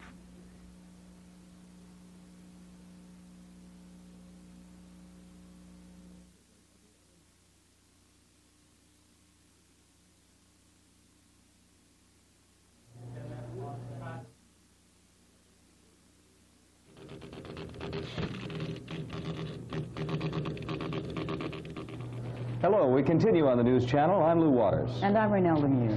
President Carter left Camp David this afternoon and headed for Fort Wayne, Indiana, to visit wounded civil rights leader Vernon Jordan.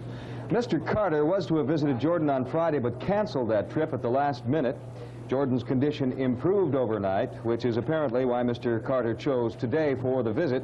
We have our cable news cameras set up outside the White House. This is a live picture, and when the president returns to Washington, and he's expected momentarily, we'll have a live report. As Lou just said, President Carter flew to Fort Wayne to visit Vernon Jordan. Before going to the hospital, the president met with local officials and FBI agents. Earlier, there were published reports that the Fort Wayne police and the FBI disagreed on how many shots were fired at Jordan. The president stressed the point that the local officials and the FBI were working well together.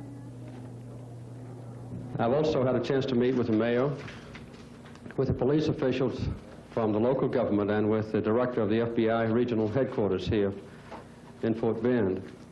And I think it's very good to point out that we have excellent cooperation, and that they are getting along well with each other. The local officials are very grateful that the FBI is involved in the investigation of the case, and I'm not going to comment on the progress of the investigation, except to point out to you that there is nothing in their relationship except one of mutual appreciation and the very closest possible cooperation. Mr. Carter said he visited Jordan briefly and he was in good spirits. The president said he told Jordan to be sure to follow doctor's orders. President Carter invited two cable news correspondents to the White House this weekend, Daniel Shore and George Watson. Among the topics discussed, Senator Edward Kennedy's challenge. Are you expecting Senator Kennedy to withdraw? No, I think that's a decision that must be made by him when to withdraw. If he decides to go all the way through the convention before he formally withdraws, that is part of our process, and we can accommodate that. You can accept that? Of course. I would not try to create any obstacle to Senator Kennedy's seeking or achieving the nomination in 1984. I don't know who will run, don't know if he has any ambitions beyond 1980. So that would be just a conjectural thing. My hope is that the Democrats will choose someone in 1984 to carry on the programs that we will have established by then. But I think I would rather not comment on who those candidates But you would might be. not push a candidate of your own for 1984, like Vice President Mondale, for example? I would have to wait till later to make a judgment like that. That's when the campaign for 80 is over, then I'll answer your question.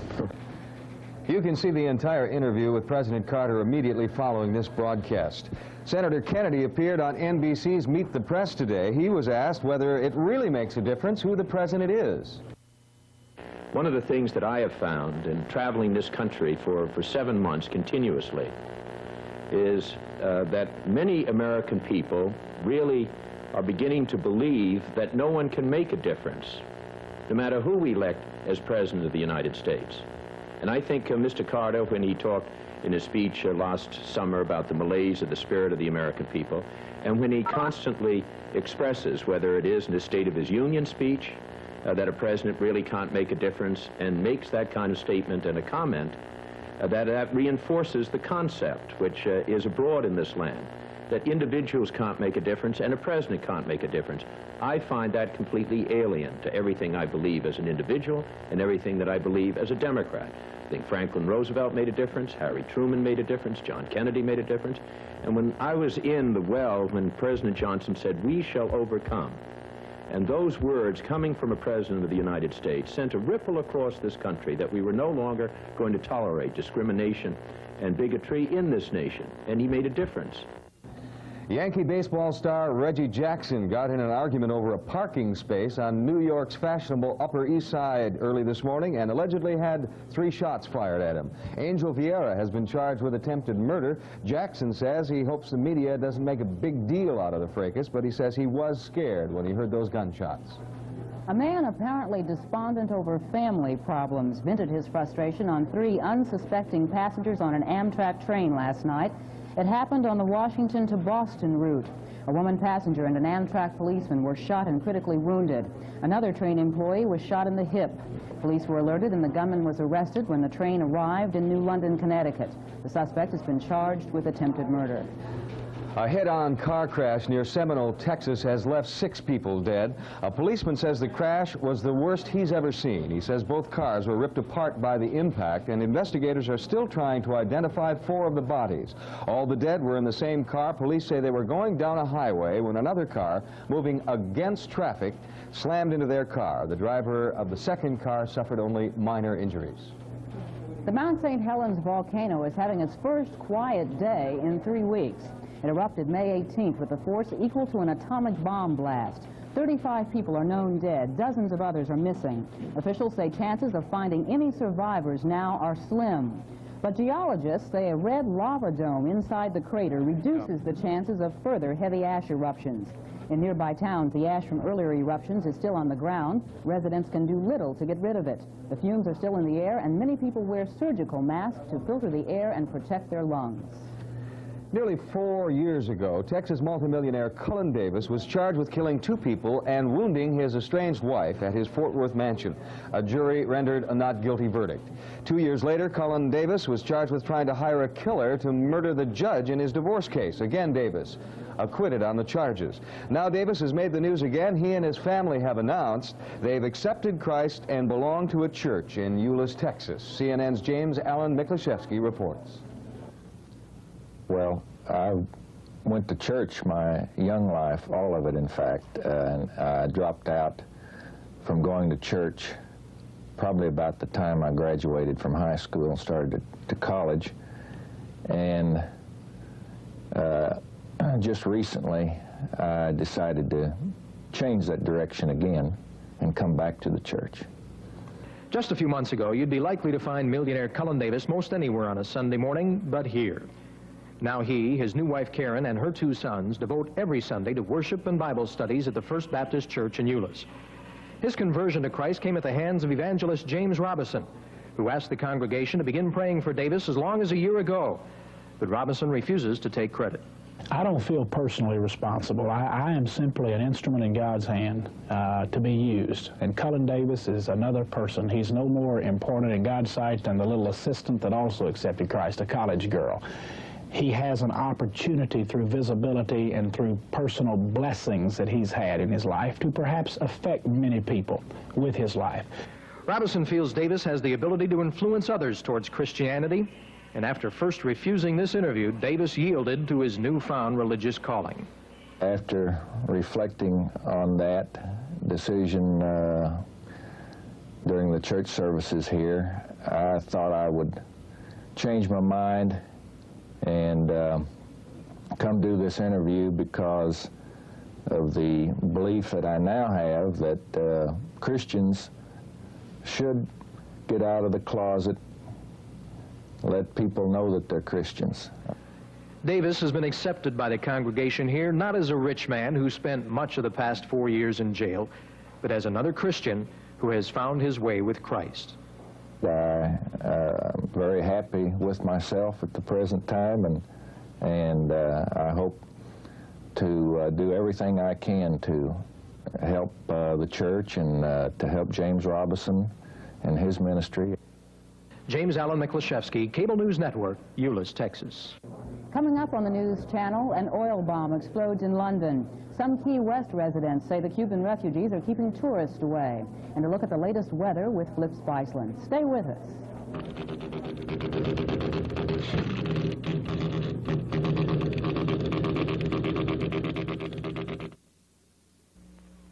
You know me. I ran for Vice President of the United States in '64, so I shouldn't have trouble charging a meal, should I? Well, I do. That's why I carry an American Express card. I use it in stores, restaurants, airlines, and hotels all over the world. In Tokyo, Paris, and in upstate New York. Why, with this, they treat me as though I'd won. To apply for a card, call 800-528-8000. The American Express card. Don't leave home without it. There are many medications for acid indigestion or heartburn relief. Which one is right for you? For years, Maalox has been recommended most by doctors. Now, the antacid ingredients in here, plus an extra ingredient, are in Maalox Plus tablets. Really pleasant tasting and effective. And Maalox Plus tablets also come in this handy pocket pack that keeps them fresh and sanitary. Maalox Plus for acid indigestion or heartburn relief. But don't just take my word for it. Try Maalox Plus tablets. You'll find you can't do better. Clinton, Colorado. The sun hammers your eyes to a tight squint and cracks your throat with a dry, parched-out thirst. But one thing washes it clean. Nestea. All over. Nestea tastes good all over. All over.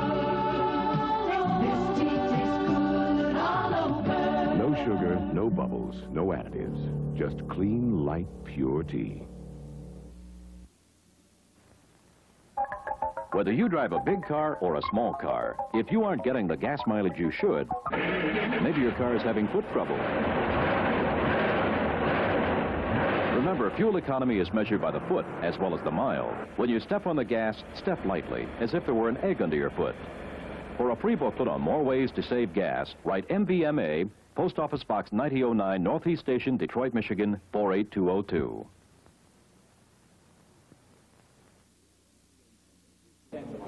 Here's a quick glance at the headlines to the minute. President Carter warns Iran not to try the American hostages as spies for the first time in several weeks. Mount St. Helens is quiet today. Saudi Arabia may be raising the price of oil again. The authoritative Lundberg letter says the oil glut may produce gas wars in the U.S. again. Coming up, a report from Key West on the Cuban refugees, and Flip Spiceland standing by with a weather outlook. Now back to Reynalda and Lou. In the Florida Straits, rough seas and high winds kept Cuban refugees out of their boats today. CNN's Mike Betcher is in Key West. He says the port is quiet. For more on the story, let's go live to Key West and Mike Betcher. Cuban annex at Key West Harbor is the most quiet it has been since the boat lift began 1 month ago. But military officials here estimate that between 250 and 300 boats still remain in Muriel Harbor in Havana, Cuba. We're having a little bit of problem with the audio portion of that. We'll try and correct that and get back to Mike in Key West. Reynalda? America isn't the only country where people are unemployed. Dennis McIntosh takes a look now at the job situation in Peking. Private Osvaldo Cepero is one of several hundred Marines sent here to aid the Freedom Flotilla. But he is different from the others. In 1966, Private Cepero came to this country as a 5-year-old refugee from Cuba. He views the Freedom Flotilla from two perspectives, that of a Marine and of a Cuban American. Like I said, I'm Cuban born. I lived in the United States 15 years of my life. I'm only 20 years old, but I have a special feeling for these people because I feel like I have a bigger demand to help them, being since I am the same nationality. And not to take nothing away from here, but I feel good about helping them just, because of the fact that they're my own people, you see. Private Osvaldo Cepero says he looks forward to the time when he can return to a liberated Cuba. If it was liberated, I would. I really would like to. I mean, maybe not to stay, because like I said, I've been here most of my life, and I like it here. And I'm settled down. I mean, my family's settled down here. But I would like to visit, my homeland someday, and I hope pretty soon. Mike Betcher, Cable News Network, Key West. Saudi Arabia, the world's leading oil exporter, is reportedly working on a plan to restore pricing unity within OPEC. Now, to do it, the Saudis may boost their oil prices by $4 a barrel and cut back on production. but only if other oil producers freeze their prices for the rest of 1980.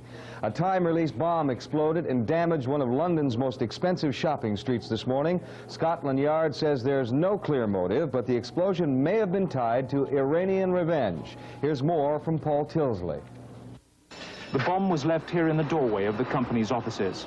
The device had a delayed action timing mechanism. It was quite unlike anything Scotland Yard's terrorist squad has seen recently. The explosion shattered windows and ruined displays over a long stretch of Britain's most exclusive shopping street. The bomb went off at 1:30 this morning, and detectives are calling on Saturday night revelers for help. We're appealing for any witnesses who were in this area during the late last evening and in the early hours to come forward and speak to us in case they've got useful information as to who was loitering in front of the premises. No one's claimed responsibility yet. As work began on clearing up the damage, only one motive was being put forward by London's Arab community. An attempt was made to assassinate Iranian Foreign Minister Sadek Godspedeh when he was in Kuwait exactly a month ago. And this could have been a reprisal. Paul Tilsley, ITN, New Bond Street, London. The Soviets appear to be more and more concerned about their energy resources. A front-page story in Pravda condemns the Russian oil refining industry for what it called bureaucratic paper shuffling and inefficient mismanagement. The article accused the industry of lowering its production goals during the early stages of a yearly plan so as to appear to have exceeded them later. Pravda said the remedy is to improve discipline and increase the party's voice in the industry. Storms ripped across parts of the country's midsection last night. Several tornadoes touched down in central Illinois, destroying property and injuring several people. In Nebraska, it was heavy rain that caused problems. The rain and hail washed out fields and damaged crops, but there were no reports of injuries. Now weatherman Flip Spiceland is here to tell us more about those storms and the rest of the country's weather. Flip? Oh, that is right, Raynelda. The storms moved out of Nebraska and into the Illinois area. You know, they say nothing is so rare as a day in June. Well, severe weather was anything but rare today. Let's take a look at our satellite picture, and you'll see that severe weather activity. It was right in here in the midwestern section of the country, and it is moving on to the east. Now, this cloud cover that you see here in northern Missouri and southern Iowa moved into Illinois early today, and that touched off some more severe weather. As a matter of fact, tornadoes were reported in sections of Illinois today. In the towns of Tuscola, Illinois, there were tornadoes. In the towns of Villa Park, there were tornadoes. And in Speedway, Indiana, that's the home of the Indianapolis 500, just outside of Indianapolis, they also reported a tornado today. All of this tornado activity is associated with this low-pressure center and warm front and cold front. The warm front delineates very warm, moist air coming from the south as a low-pressure disturbance and associated cold front moves through. Thunderstorm activity will continue throughout that section of the country tonight. In addition to the tornadoes, there was also some wind damage in Macon County, Illinois, the northern part of the county. A tree fell on a house, did some damage there. We have no injuries to report, however. And just northeast of St. Louis, Missouri, in Alton, Illinois, they reported golf ball size hail. Now, it is the first day of June, but winter is still with us. There's a cold front approaching from the Pacific Northwest. This one started up in the Gulf of Alaska, and it's touching off some bad weather up there. Actually, not that bad, just showery activity right now. But as this moves across the Rockies, there is a winter storm watch in effect for the eastern slopes of the Rockies tonight and tomorrow. So when overnight low temperatures drop down to around the 30-degree mark, they could see some snow on the eastern slopes of the Rockies.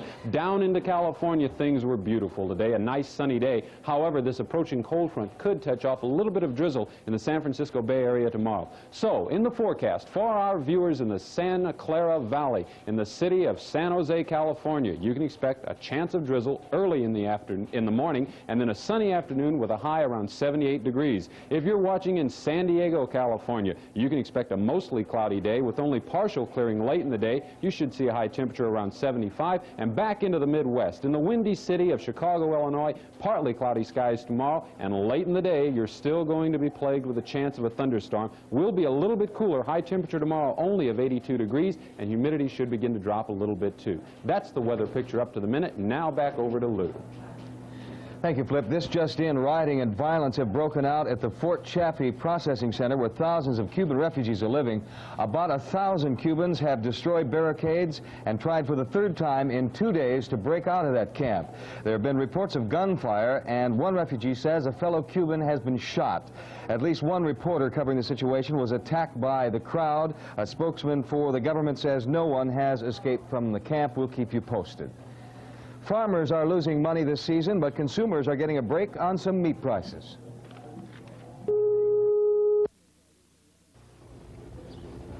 The Corn Belt has experienced the best planting conditions in years. A mild winter allowed farmers to get into the fields early this year, and most corn and soybeans were planted ahead of schedule.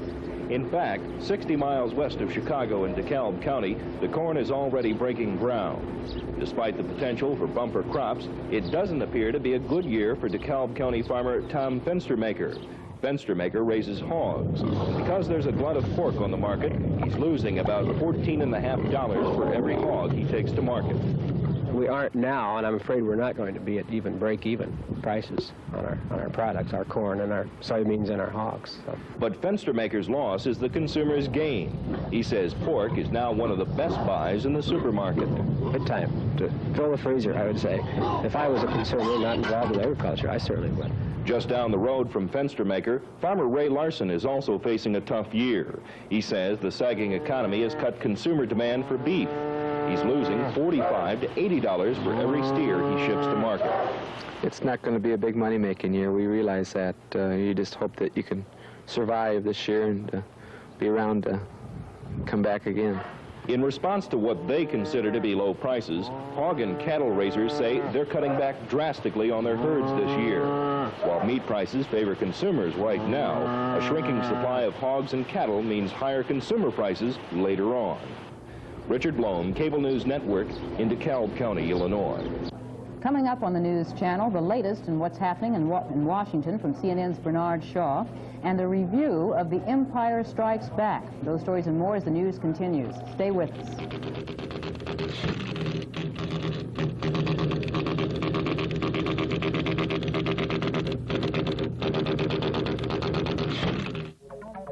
Energy. A problem affecting everyone.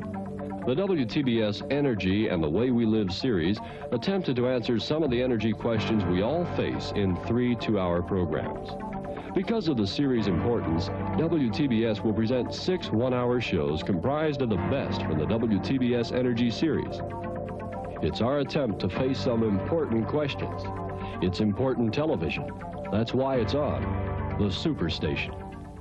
How many cold tablets do you take a day? 2? More. 4? More. 6? Yes, 6. A day? And then more at night? Why? They're new. Ever try Contact?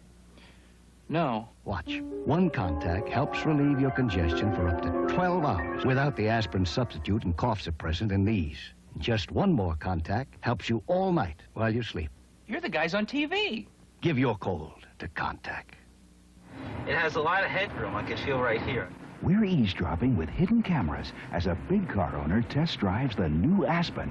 I would imagine this car gets pretty darn good gas mileage out of this 6-cylinder engines. For under $5,200, the Aspen has 6-passenger room automatic transmission, power steering, white walls, and more. I could buy 3 of these for what I paid for my Cadillac. Come to the Dodge Celebration Sale. Get a $300 rebate on specially tagged Aspens.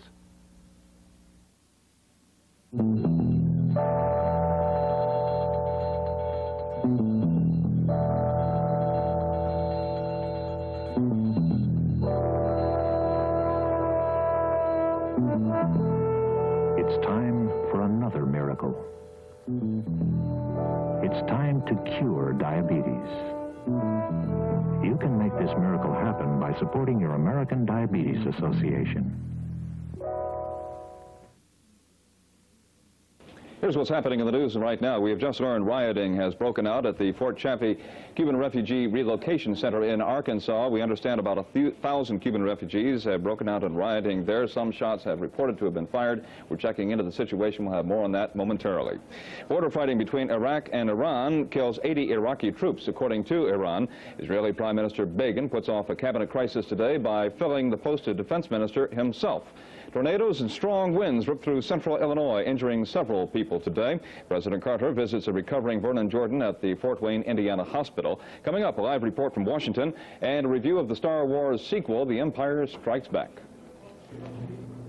Now for the latest on what's happening in our nation's capital, here's CNN's Bernard Shaw.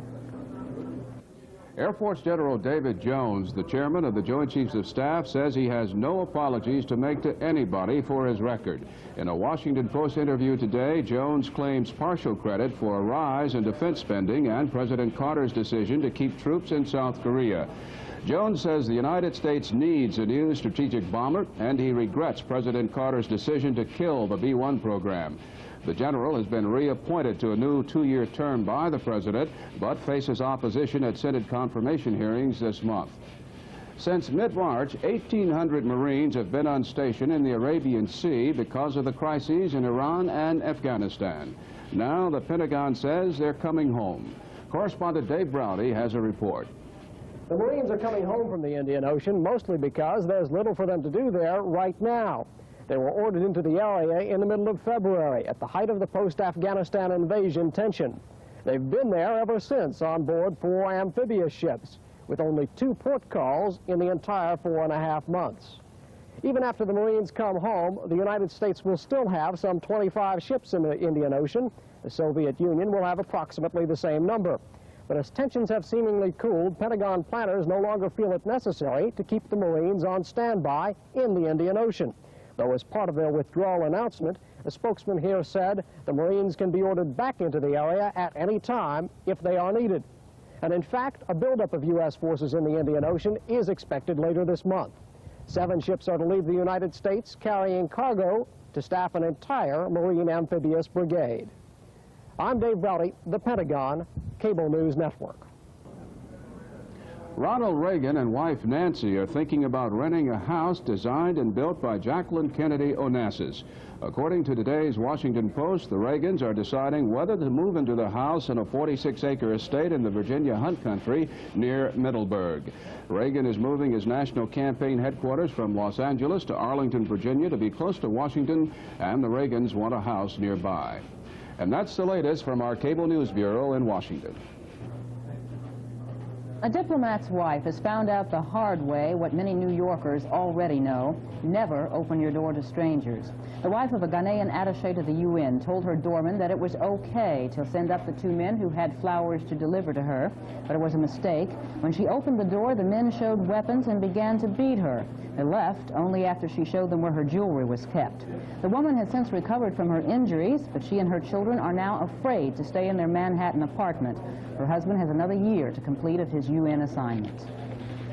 Faces in the news today. Anyone who thinks show business is a matter of making big bucks the easy way should really confer with Patty Duke Aston and Dave Burney. They've just finished filming Time Life's new telefeature, Mom, the Wolfman, and Me. One scene involved a 60-second bicycle sequence, but they had a little trouble getting it just right. Before the scene was in the can, they'd pedaled a total of 200 miles.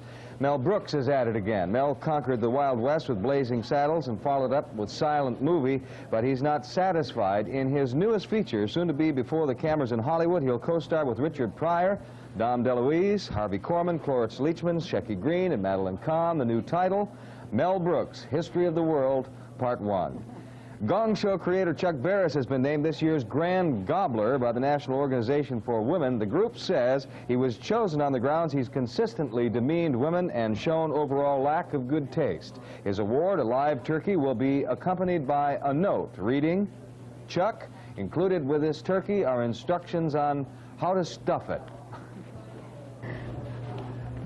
Lou, people are standing in line to see the sequel to Star Wars, but CNN's movie critic thinks The Empire Strikes Back can't match the original. Here's Fred Saxon.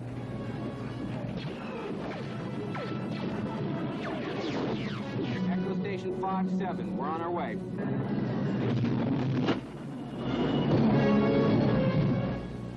Those huge contraptions are death-dealing machines of the Empire and part of their aggression in the film called The Empire Strikes Back. The Great American Cereal is not a breakfast food, but something that you get hooked on at the theater. First with Star Wars, and then second with The Empire. But if Star Wars was a 10, Empire Strikes Back is only an 8.5. Why? Because this sequel to the biggest film of all time has a real reputation to live up to, and even with the addition of some new characters, like the lovable Yoda. He's an authority on the proper use of the Force, and Billy D. Williams, he's a rogue who gets duped by the bad guys. Even with these additions, the ending of Empire and the implied invitation to see the next sequel comes too soon. Not that the picture is short, because it's not. But the ending, which leaves a number of questions unanswered, seems to approach with almost the speed of light.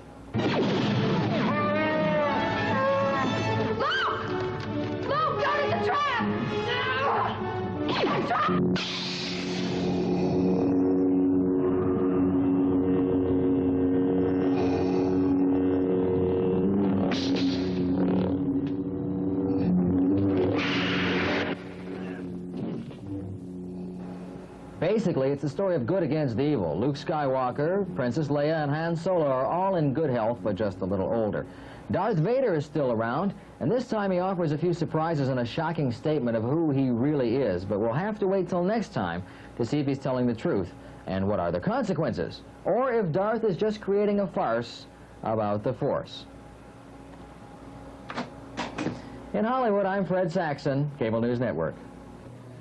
And coming up on the news channel, civil rights leader Vernon Jordan may soon be released from the intensive care unit. 9 states gearing up for Tuesday's presidential primaries, and a live report from CNN in New York. Stay with us.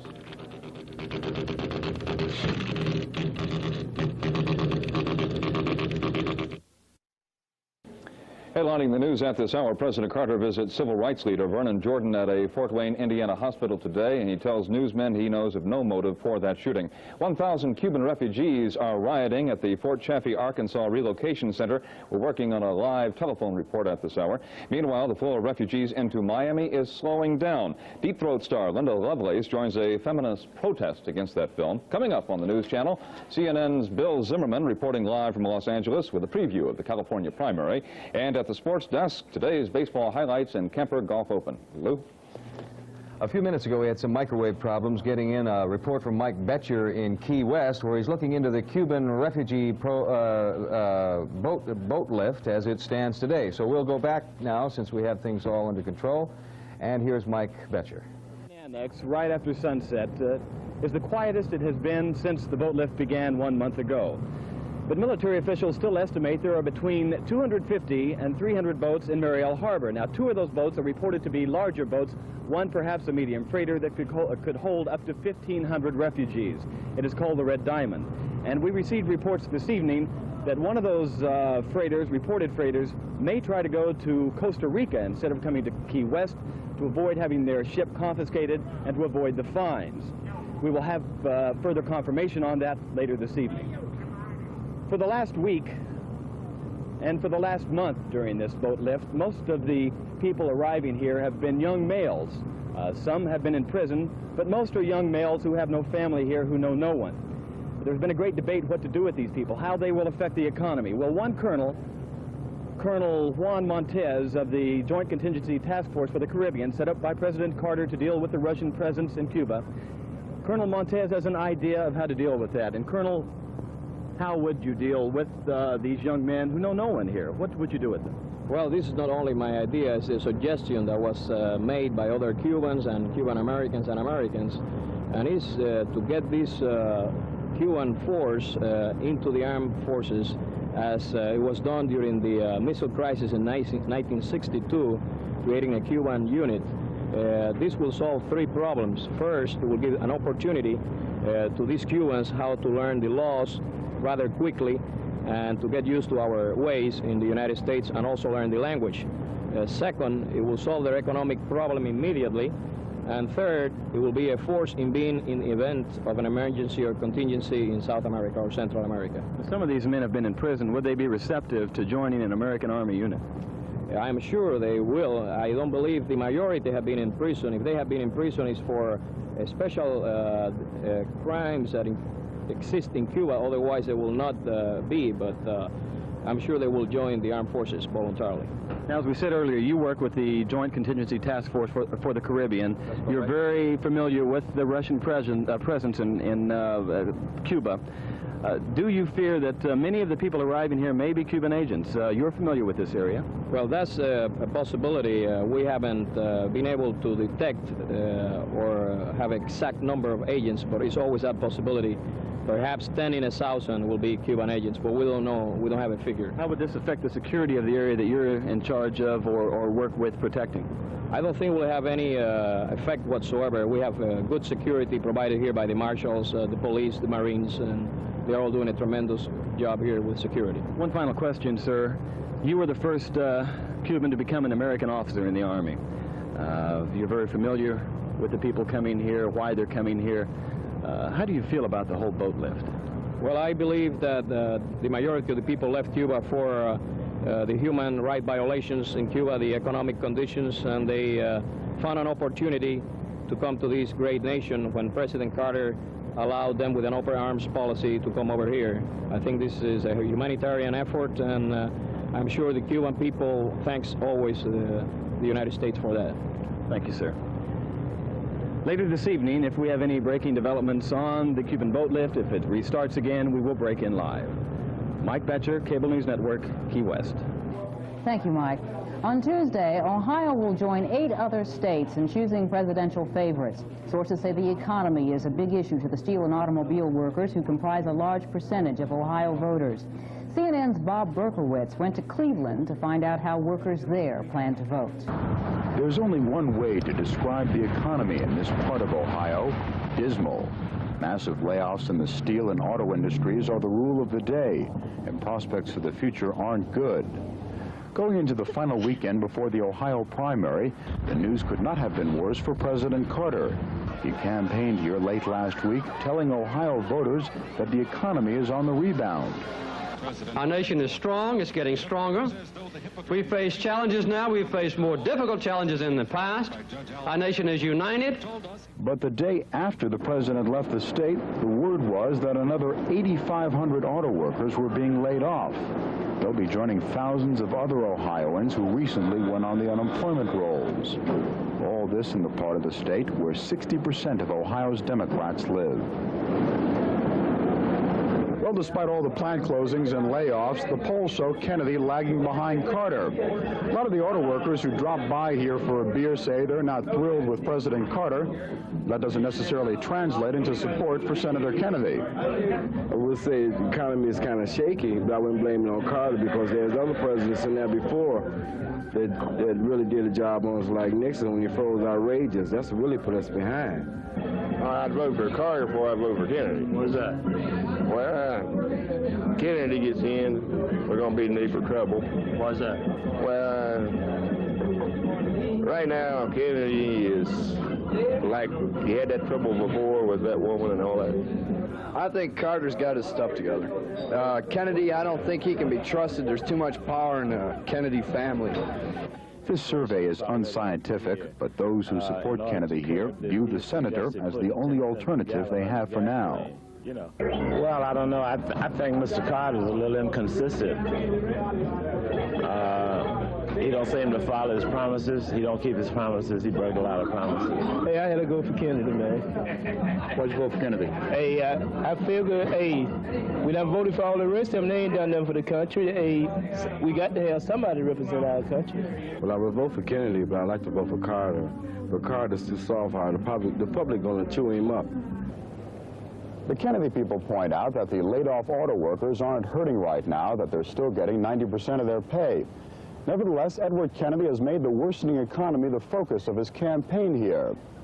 But the polls indicate that as of now, Ohio Democrats are apparently not ready to dump Jimmy Carter yet. Bob Berkowitz in Cleveland, Cable News Network. Moments ago, we reported on an outbreak of violence and rioting at the Fort Chaffee Processing Center where Cuban refugees are being held in Arkansas. With more on that story now, Susan Oakes on the news line from Fort Smith and KFSA Radio. Susan, what do you know?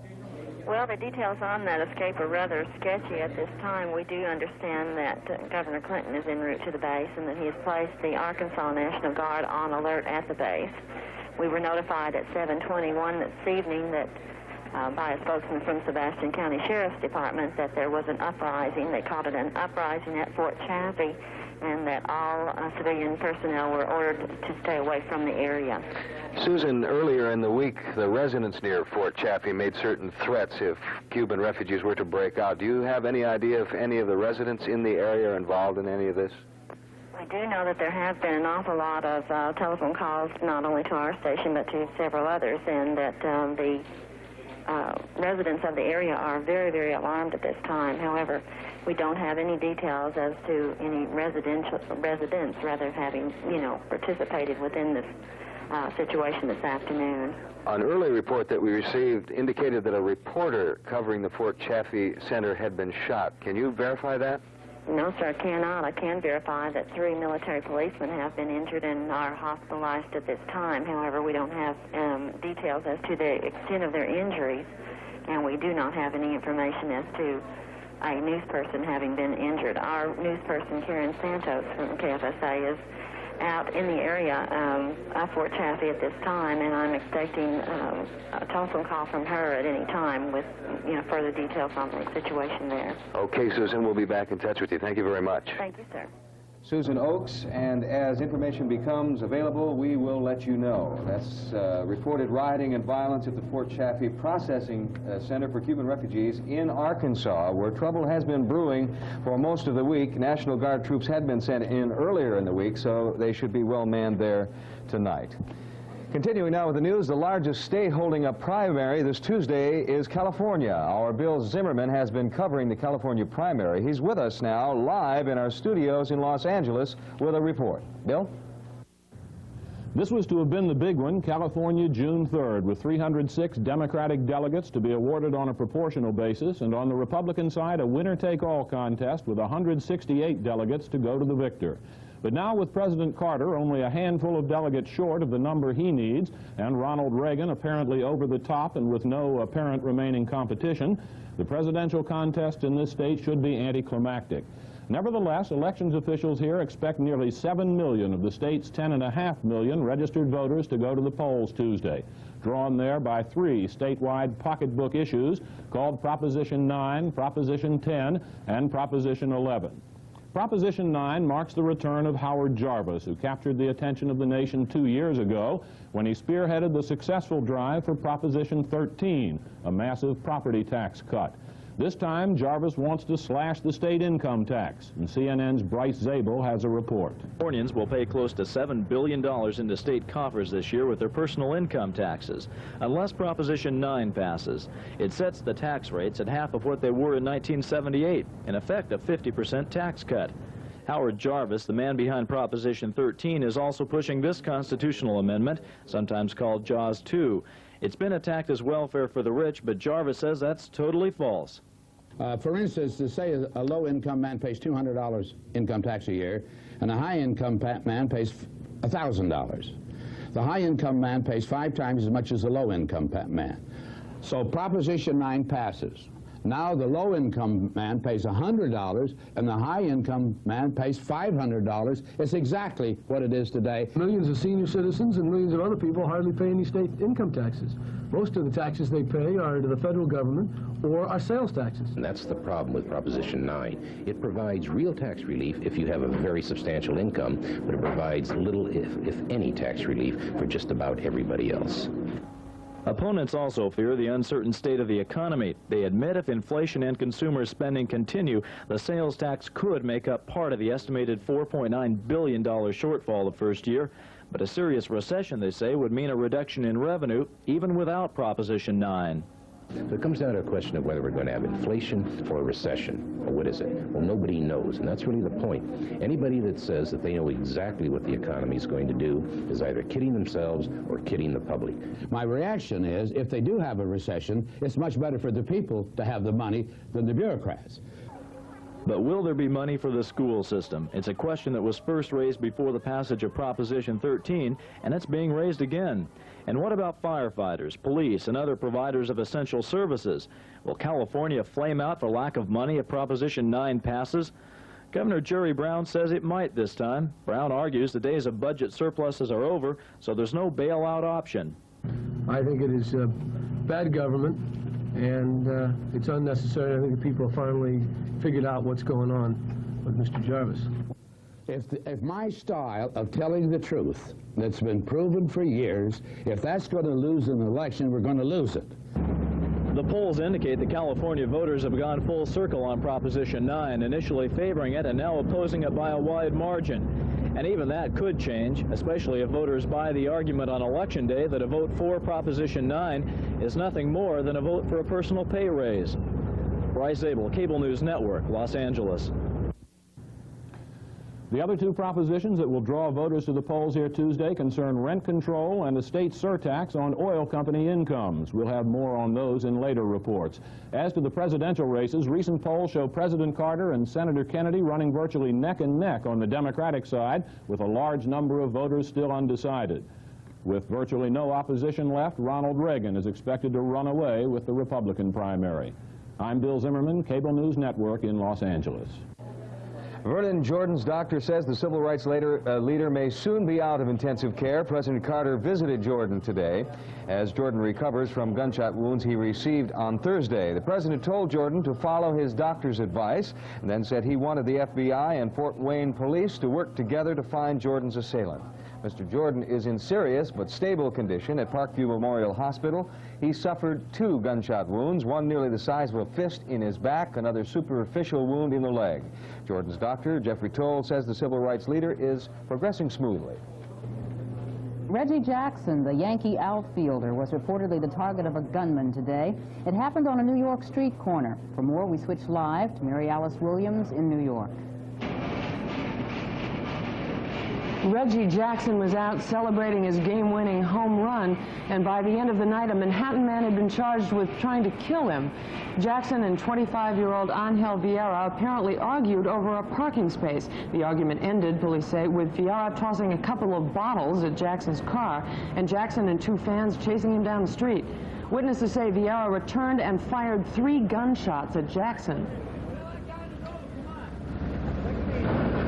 They had the driver of the car. There were like 3 cops with guns on him. They got Reggie up a little bit further by his car. They were trying to cool him down. But it was a circus. I've never seen so many cops get to a scene so quick. As I think there were 2 on the corner that saw it happen originally. They radioed in, and the next thing you know, there were police all over the place. Every one of them had their guns out. Shots missed Jackson, but hit an awning and a window nearby. Jackson has decided to press charges, and he did not play in today's game against the Toronto Blue Jays. Police today charged a Connecticut man with attempted murder. 29-year-old Fred Banks apparently opened fire on board an Amtrak passenger train between Boston and New York. The bullets hit a conductor, a security guard, and a woman passenger. The woman and the conductor are in critical condition tonight. The guard is stable. The shots rang out shortly after the conductor asked Banks for his ticket. New York City Mayor Edward Koch may soon address the Republican National Convention's Platform Committee, even though he's a Democrat. Koch has, in the New York Times, it's reported that Koch has accepted an invitation to appear before the panel officially. Koch's aide said the offer is under study.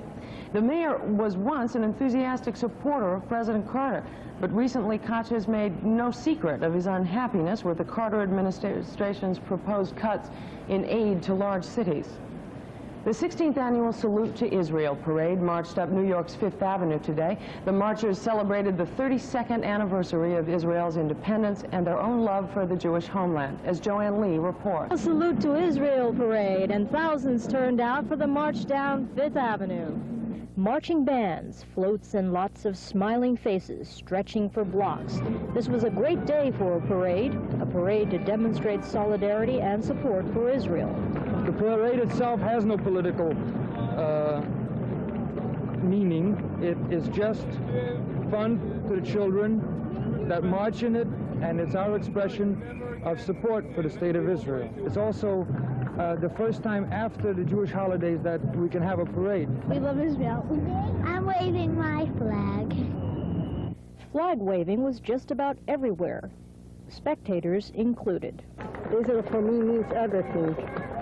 I lost my whole family in the Holocaust. My whole family, parents, sisters, the whole family, children, nothing is left. But Israel really means to me everything.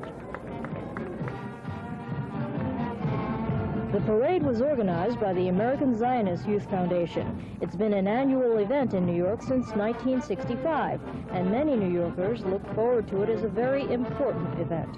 We're American Jews, so our interest lies with both the United States and America, and it's a very thrilling thing for us. Joanne Lee in New York, Cable News Network. That's it from New York. I'm Mary Alice Williams. Coming up, CNN Sports with Fred Hickman. Stay with us.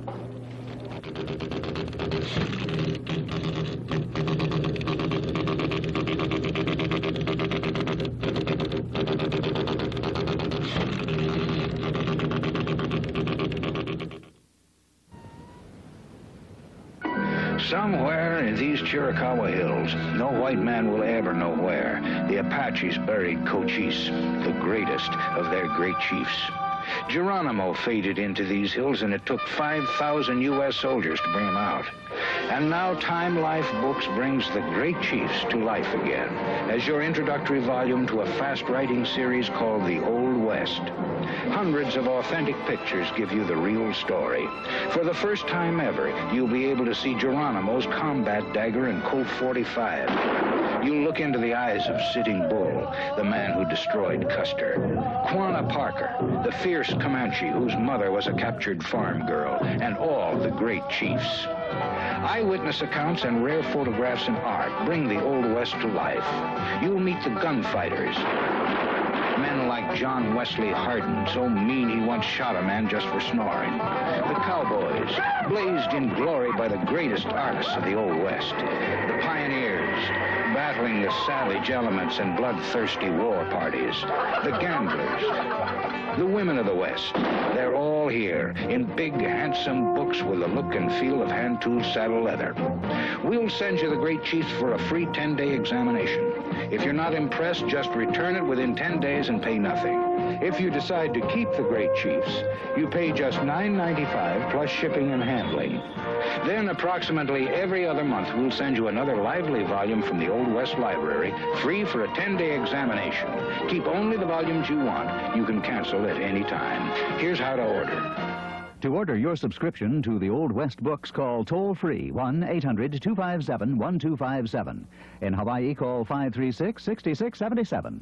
Each book for $9.95 will be sent for a 10-day approval, approximately every other month.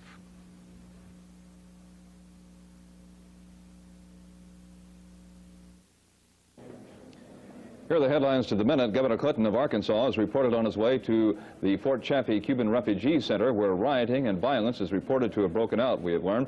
The PLO group Al Fatah pledges to, in their words, liquidate the Zionist entity in the Middle East. President Carter visits Vernon Jordan today. Officials there still are baffled by the sniper attack on the civil rights leader.